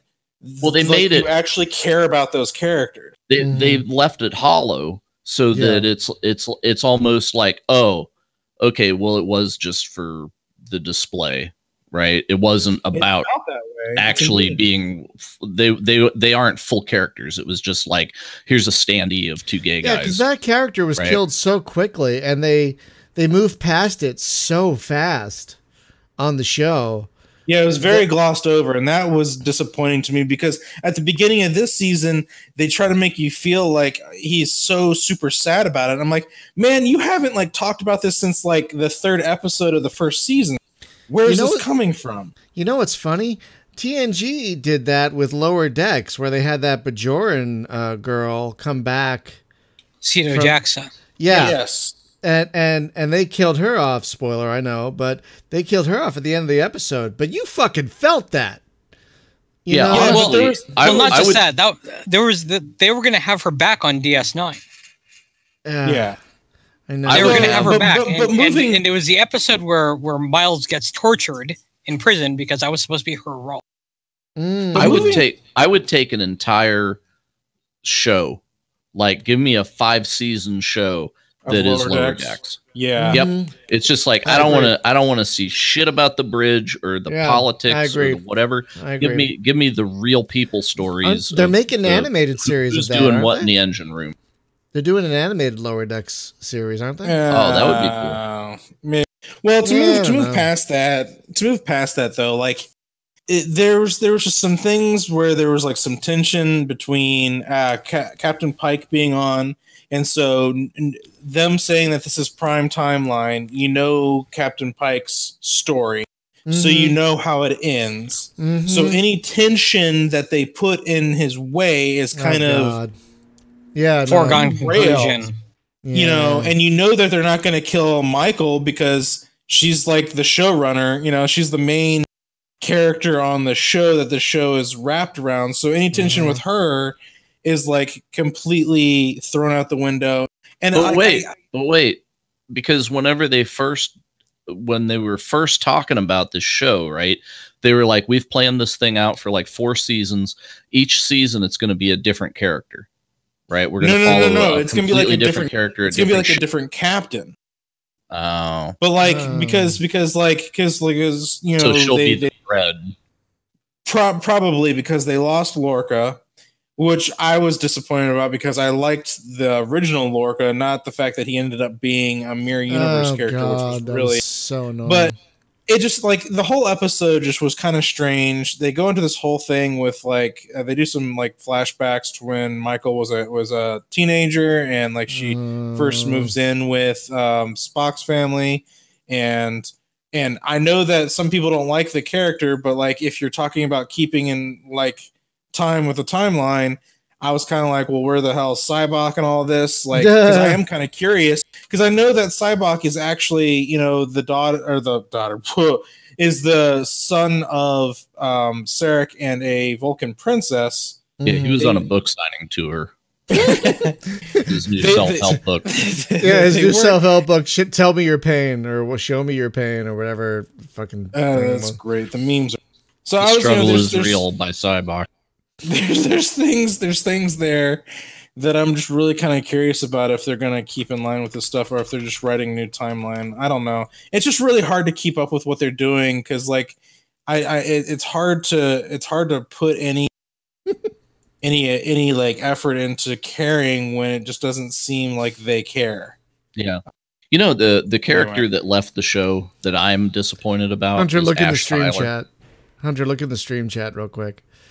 Yes, I love it. I feel like the Ash Tyler character is going to make his way back again because they were showing a preview for later on the season. More Klingons are coming. There's more stuff to. So Hunter, you have to watch the Orville. You have to get caught up on the Orville. That's all I'm going to say. Can you imagine Ash comes back and Michael's like, "Oh my God, you're back! You know, like why did you leave?" He's like, "I went back and got my second dick back." I left a little something back there. I had to go pick up. Oh boy! Sorry, guys. Boy. I probably just blew out some eardrums on the, you on the probably podcast. did. It's okay. We'll hopefully they'll be leveled out. Oh my god! Because you know what he was missing, right? He's just like, being human's great, but I feel an absence in my pants. I gotta go back. Jeez. Okay, we've derailed this. Okay, so the games that I've been playing, Brian's over there like grabbing the bridge of his nose right now, just shaking. No. Jim's gotten me into some Monster Hunter, so I've been playing that a lot. Right. Man, it's hard to say like what I've really been. I haven't really been focused on playing too many games. I've actually stopped playing. Yeah, I was gonna say you wow. talk about not playing Eve. That's a accomplishment. Wow. How long have you been clean now? Like 2 months? Hi, my name is Hunter, and I'm an Eve addict. Hi, Hunter. It's been 4 months since I've played Eve on. It's been 4 months since my last fleet. Yeah, so I haven't been doing. I don't know. Okay. It's. I've been trying out the VR stuff a little bit more. So now that I've got the hand dongle doohickey things, I was playing this free game you can get with Oculus called Robo Recall.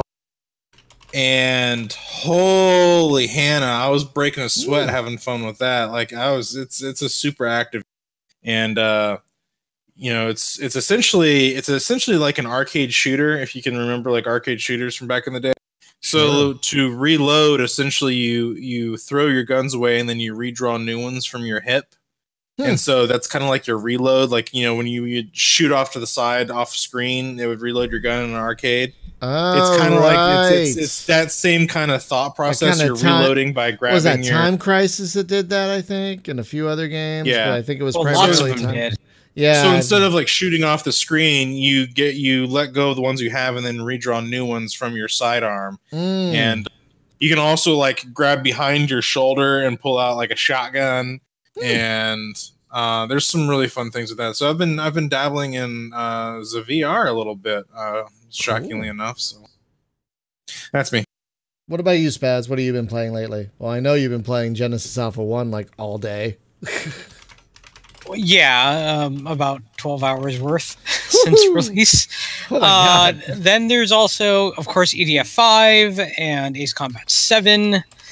So yeah, I've been giving the PS4 a little bit of a workout lately. You've been busy. I'm so jealous about EDF 5. Like, when is it coming to PC? God damn it! Oh, not soon enough, I can tell you that, because it's so good. It is so great. God damn it! I'm so mad. I want it so badly. That I don't pre-order a lot of games, but like if that's a pre-order thing, it's like day one, just done. Just I'm getting it. Just take my money. God damn it! And then Sunless Skies is out in just a couple days, and yeah, I can't wait for that one. I haven't played that in a long time, and they've added so much to it since I played last. But it looks like it's going to be fantastic. Like, you're playing a spaceship train. Like, how great is that? Oh, and check the backer updates on that. I won't say anything more, but check the backer updates on that. It's a backer only update. Oh, I think I backed it. I don't remember. I might have. I'll have to look. I think I did. God, I've backed so many things. So that's quite a bit. You've been busy. What about you, Jim? What's got your gaming attention lately? Well, I've been doing a bit of monster hunting. Been doing a little bit of Mech Warrior and that's the other thing. I've been playing a lot of Mech Warrior. So Mech Warrior Online? Yeah, with Jim. Jim's been coaching. And I have not yet. It's largely the same. I mean, it's like if you liked it before, it's more of that. So yeah, what were you gonna say? Oh, I haven't gotten around to it yet, but I have Genesis Alpha 1 sitting on the drive now. I'm sorry, did I trigger Spaz? Is he going to go for now? So, Oh, I could be playing it right now, but I'm not. I'm actually playing EDF 5 at the moment. oh. Well, anyway. I'll mention that you don't want to play it with the sound off because there are audio cues you will totally miss. Like you could be looking at the menu, building something, and suddenly you've got an invasion of half dozen guys on your ship, and well, they're about to murder all your people. So the audio is great. Can't really play it with the sound off. Yes. Yeah, yes. I was kind of surprised though that the audio is loud. Like there are some things that are super loud in that. So I think as part of their deal, they need to have they need another pass on the sound, like to say, okay, what range do you want? Do you want night mode so you don't wake the whole house up? Or do you want like full dynamic range or what? Because some of that stuff was, well, let's put it this way. I was trying to watch a YouTube video and I had the YouTube video at 100%. And then I had the game turned down to 10%. I was still having trouble hearing the person narrating in the video. So it was like, maybe the game is a bit hot in the audio. Yeah, but it's got anyway, great audio. It has great audio. So awaiting me in the living room is Ace Combat 7 on the PlayStation. And the reason that I did it is because I saw that they have a limited time deal. If you buy Ace Combat 7 in the PlayStation Store before February 16th. You get Ace Combat 5. Someday you get Ace Combat 5 for free, which is a game that I really wanted anyway. And it's like, okay, I'll do that. Honestly, if they wanted to remaster Ace Combat 0, Ace Combat 4, maybe port Ace Combat 6 up to the PlayStation 4. This might be a good first step, actually. Because they've got it at 720, if I remember correctly. I played a little bit of it before playing 7, and it looks pretty good. I mean, considering how old it is, it looks pretty good. Yep. So, honest to God, what I want in life is for somebody to make a game like Jane's U.S. Navy Fighters again, right? A simple survey sim that flies with a gamepad in third-person view. You have an optional cockpit view, but it's basically Ace Combat, except that the missions are realistic, like fly in there and drop a bomb on that and then come back, right? It's not like fly in there and destroy every tank, every building, 5 giant robots, kill 20 jets and then come back. Oh, and you got 20 minutes to do it because there's a time. Don't do the Ace Combat thing to it. Just make it like realistic weapon load. The weapons behave, like they do.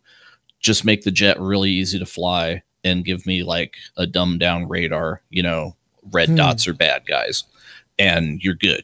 Like take it back to like Microprose F-19 stealth fighter or F-117, the sequel to that. Go look at that game. Make that now.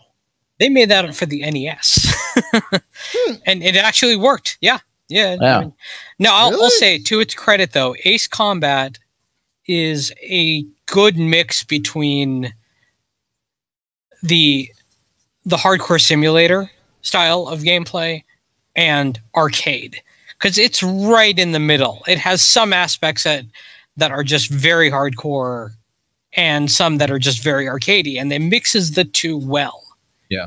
The one thing that I really wish for is to be able to turn off the missile warning, because I know there's a missile coming. There's always a missile coming, right? But the game's like missile, boop, boop, boop, boop, missile, boop, boop, boop, boop, missile, boop, boop, boop. Isn't that what 25 hours into the campaign, missile, boop, boop, boop, boop.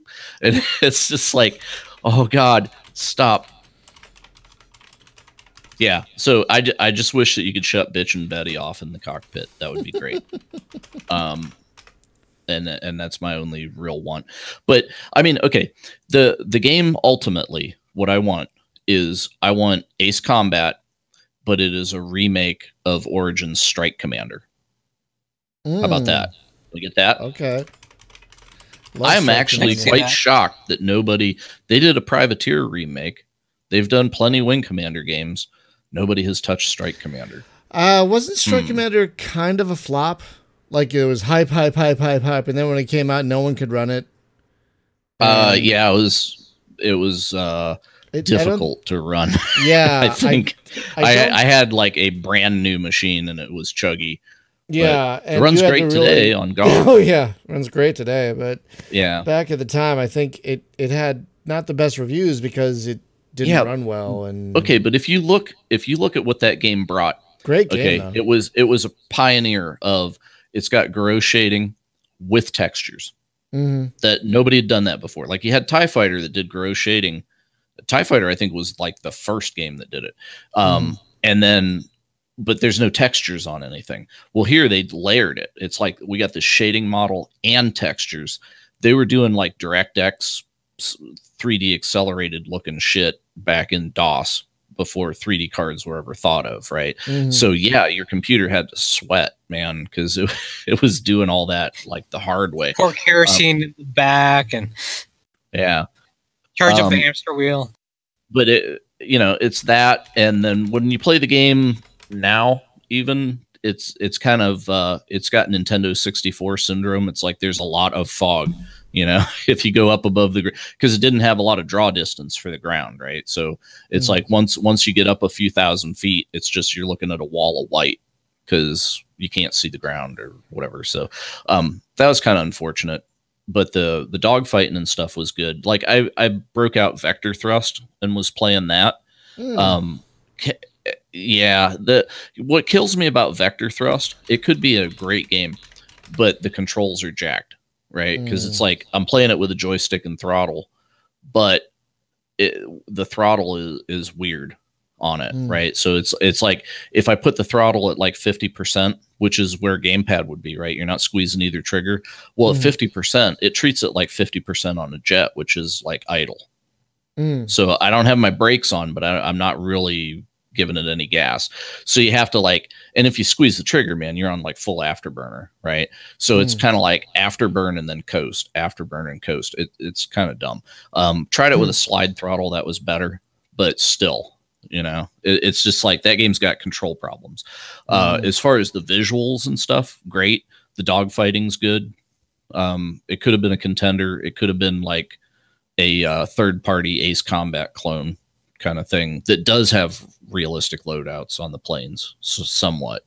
Because that's the only thing that really bugs me in Ace Combat is like the missions can be a little bit puzzly, and then it's like you have 100 missiles on a plane, like 100, and infinite bombs. You can just drop bombs like a lot. Yeah. Well, no, not infinite. They are limited. Okay, but there's like a couple hundred bombs or something. Well, I mean, sure. I was rolling with 44 on my A10, something like that, just the other night. But at the same time, again, that's to be for the arcade, right? Side well, it's like because it's like you're out there and it's like people don't like to take off and land and fly to and from the mission. It's like, I'm here, man. Let me shoot stuff, right? Like, oh, I don't want to run out of bullets. Yeah, okay. But I'm from the Jane's games, it's like I am used to that. Like, in order to have the privilege of bombing the target, I have to survive for 20 minutes, right? And then I get to drop that one good bomb or whatever, and then fly back and try not to die. So yeah, I don't know. Maybe my vision isn't for everybody, but I would just like to play like classic flight sim with the new bling and not have to think too hard. It's that. But I guess that's kind of like where the World War II niche lands for people, right? Is it's just like, you know what? War Thunder and stuff like that. Yeah, War Thunder, exactly. It's just like you can even fly it with a joystick, right? But it's just like throttle, joystick, and pedals, or twist the stick, whatever. And you can fly it with a damn mouse, which is honestly the way to do it, because you're far more accurate with a mouse. Yeah. Oh god, if I play with stick and throttle, I will lose every time to a guy with a mouse. So I just gave up. I was just like, all right, I'm a mouse guy now. The tank stuff in War Thunder is supremely good. Like when you get up out of the junk tanks and you get into like tier 4, it gets good. They just make you earn it. That's the grind is real, right? But I found out if you throw like $5 in premium time, because you can buy like 20 days of premium time for like $6 or something. What? And that's time enough to get up to rank 4. You can speed through stuff if you play like every night for like 4 or 5 hours. You can in that block of 20 days of premium time, like again, get past all the bullshit. Again, that sounds like work. It does, but it's just like, yeah, paying to work. Well, but it's the thing of like, okay, so I get this premium time, and I'm gonna make something of it, right?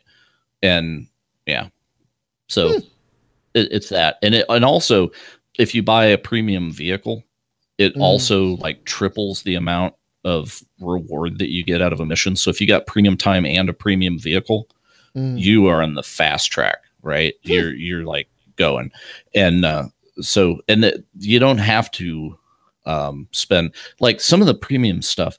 Like it's like, oh, I want to skip all the bullshit and I just want to get to the jets, right? So I can buy like a F-86 Sabre, right? And it's like, okay, it's a jet. It's got 50 cals. There's no missiles or anything, but this gets me into the jet age. That's where I want to be. $50 for one plane. And I'm like, nope. no, we're not doing. But if you spend like the $5 or whatever, and you get like a pocket full of their gold coin stuff, premium currency, you can actually buy a pretty decent premium tank with the in-game currency. Do not ever pay like cash. You know, it's like this tank is $35. Don't ever do that. But you can spend like $5 and get one that'll get you the same bonuses. It's just lower tier. So it's an economics game, right? It's like, how can I on the cheap get the same bonuses if I'd have spent $50, and I can do this for under 10. And that's what I did. So, and I've been like racing up through the German tanks, and the best German tank is actually a Russian tank. It's the KV-1B, and that's the one that I bought as a premium. It's a tier 3 and almost tier 4 tank, but that gave me the speed bump up into tier 4 real fast. Because it's like I go in there and I just don't die like a chump. Like if I'm in any other tank, I'm just dead. Right. So it's not the game for everybody. Tanks in that game is sort of, the damage model is very, very accurate to real life. The problem is that not everybody stays in a formation like in real life. So you end up with like people all over the place. So you'll get shot from behind by enemies that snuck around and whatever. Because it's like a bunch of lone wolves, right? It's like 20 people playing alone on a side. They're killing each other, right? So it's just, and some people, it's a camping game, you know. So somebody will get like in a spot and they're like behind some shrubs, and they can see like between two leaves, they can see down this road, right? And it's like they just wait, and they'll sit there for a half hour and just wait for somebody to drive out and just plug them because nobody can see them, kind of thing. So when I get killed by stuff like that, oh my God, it just pisses me off because I'm just like, how the hell did he see me? And it gives you like a kill cam, right? You see where they shot you from. And it's like, I don't know how that guy saw me, but there's no way I could have seen him. You know, it's like, I need to see like 1 pixel a mile away. So yeah, when I die, it's usually just something cheap, Right. but it's fun. So, you know, but I'm kind of in that mindset of Mech Warrior or War Thunder or whatever, where it's just kind of a grindy multiplayer thing that's an arena. And yet I don't like games like Dota or League of Legends or whatever. That ain't my jam. That's the wrong kind of MOBA for me, but I like simulator MOBAs. I guess I'll call it that. Right. That's so fair. Yeah, because it's, honest to God, it's the best damn tank sim that's out, that's multiplayer right now, unless you want to pay $150 for Steel Beasts, but that's not what I'd call an accessible game. That's like the DCS of tank games, so we don't need that. If they would that's if you were an actual tank driver and you missed the days of being a tank driver, you buy Steel Beasts. Yeah. But I would say this, man, like they'll never do it because they're making too much money off the multiplayer thing. But if they took what's there in War Thunder right now and just shipped a single player game for $60, or call it co-op, right? Where it's like, hey man, there's missions here. And it can even be like, you know what? We just gave you a mission maker. Like, let the community make its own damn missions. And then you play it like 4-player co-op with your buddies. whatever, or 60 bots. bucks here, take That'd my be money. great. Yeah, or Yeah. bots, that'd be great. Yeah, too. absolutely. Yeah. It'd just be like, hey man, here's a dynamic campaign. You're a tank crew in World War II. Fuck yeah. Like, where do I put my money? But unfortunately, no, it's just a MOBA thing. Yeah. Well, to wrap up, I have been mired in Assassin's Creed Origins, which is really the first Assassin's Creed game I really played. Are you playing the dude or the chick? Well, Origins, I think you can only play the dude, right? Oh wait, Origins. I'm sorry. Yeah. I was No, thinking Odyssey, I know you could play. Well, I played because Google had that Google Stream thing, and I got into that. And so I was able to try Assassin's Creed Odyssey, and I had a lot of fun. And I was like, this is really great. So I bought Origins because I didn't know we were going to get a free copy of Odyssey because of Google Stream. And I got to say, it's like chocolate for my brain.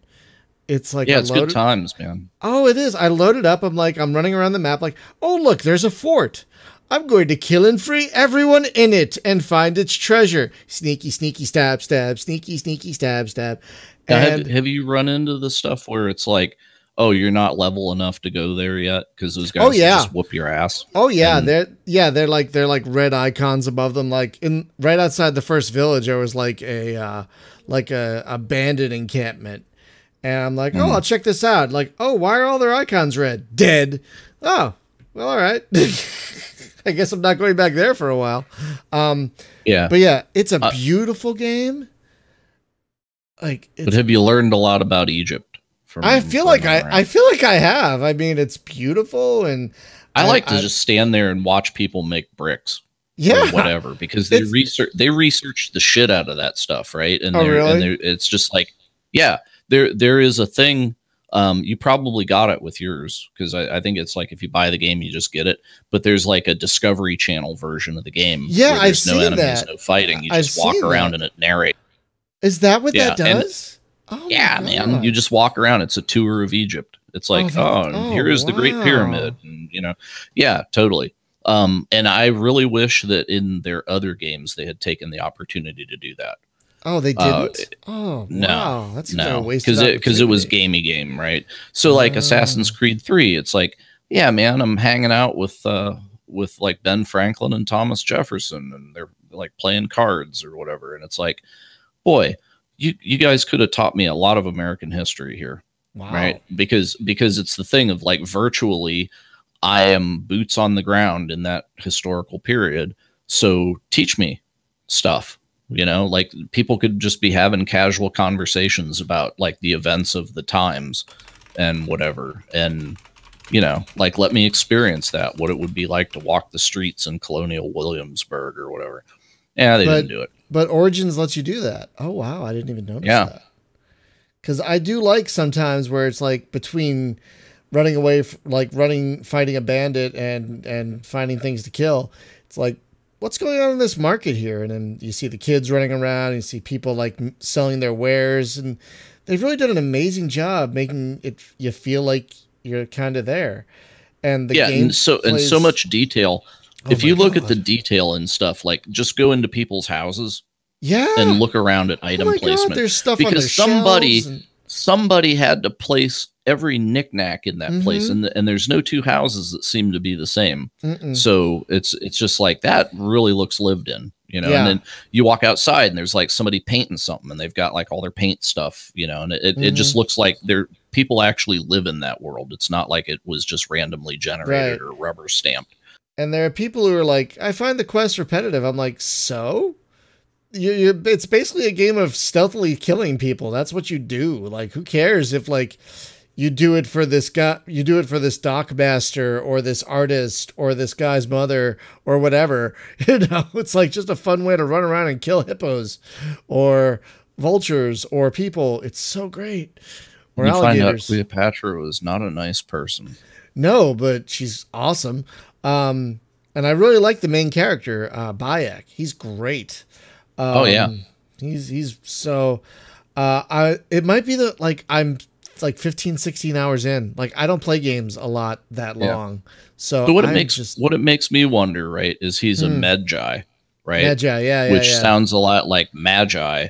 Yeah. And then whenever they have like the whole the whole like Bethlehem and like the three magi came. It's like, okay, so is it really three wise men or three assassins?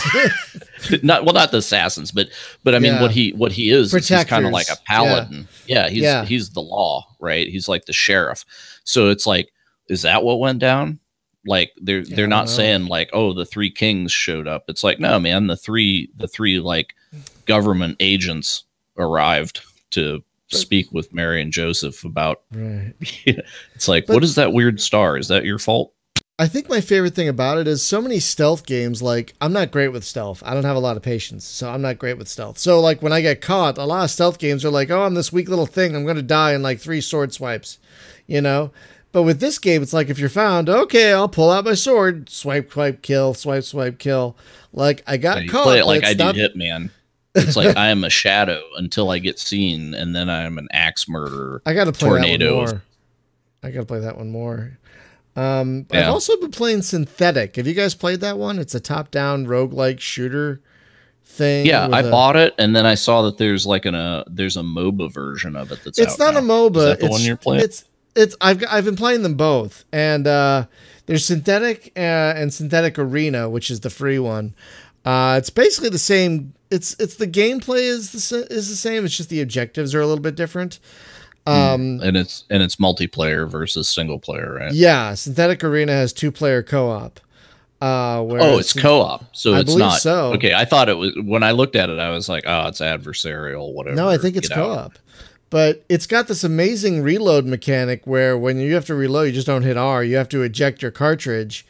And then when you reload, you have like a meter. And if you hit the space bar at just the right time, you get like extra damage or an extra round or something. And so there's been a lot of games that have that reload meter where it's like hit the button whenever it's in the sweet spot of the meter. But this one actually makes you eject the magazine too, not just hit R for reload. Exactly. And that was actually a hurdle for me playing that game. Because it's like I would hit reload and it's like, damn it, I have to hit 2 keys. Yeah, it took me a little bit to get used to it, but now I'm having the greatest time with it. And there are so many like toys you can get, like this thing makes your bullets put on fire, and this thing gives you a little orb that physically attacks anyone near you, and they're all, and the different classes like really feel different. Like there's like your warrior with a machine gun and blah blah blah, but I've been playing the sniper, and just like being able to like headshot guys or 2 guys in a row from the other side of the map is just so satisfying. So yeah, it's basically been those 2 games, Assassin's Creed Origins and Synthetic. I'll tell you what, I would play Objects in Space if they didn't keep breaking it with every freaking update. Yeah, that happens. Then I'd be playing that because I love that game, but like I tried to play it the other day after their new Pirates update or whatever, and like I took off from the first station and it's like, this pirate wants your cargo, crash. It's like, fuck. I'm not going to go back and do all that again. So that's what I would be playing if it didn't keep resetting and crashing with every update. Because God damn it. That is a game that whenever I get shot at actually causes me some panic. Oh God, because right? It's just like, oh God, what do I do? You know? And yeah, because it's like I'm not experienced enough with it to be super calm, like, oh yes, I need to do this. Like 30 degrees to port, drop a decoy. Right, like do a crazy Ivan, cut the IFF, blah, blah, blah. Yeah, like, exactly. Make yourself quiet. Yeah, I can't do all that. It's like, oh God, I got too many options. Boom, I'm dead. Got to move over to this room and cut the engines, move over back to this room and cut the IFF. Yeah, it's going to be crazy when it's done and stable. But right now it's a mess. So let's wrap it up, folks. This has been a long one. So just a couple quick programming notes for the LAN party this Thursday. We're going to be trying the zombie fighting parkour thing that is Dying Light. That is a co-op mode. Yeah. I'll be there for that. We're going to be giving that. How many players does it support? How many players does the co-op? 4. Support? Oh, well, if you could make it. 4 in co-op. So, all right. Yeah, if we can run with the full crew, we should run with the full. Yeah, absolutely. I'll bring my ninja suit. I have the ninja suit too. I'm still in the beginning. Do I have to pass the tutorial to get to co-op, or is it just from the beginning? You have to be be able to leave the tower. Once you can leave the tower, you can go into multiplayer. Okay. And at that point, we can join you and then wreck face. Because I think I've done that. I'm not sure. If you play it to the point where like you do the parkour thing up on the roof, and then he sends you out on a mission, and you're actually like, oh wow, I'm outside for the first time. Then I've gotten to that part where you're like setting the bombs and stuff. I've gotten to like that when you have to climb the poles and set. You are more than past that point. Okay, good. Being able to. I'll still probably play it a little bit in the next day or two just to refamiliarize myself with it.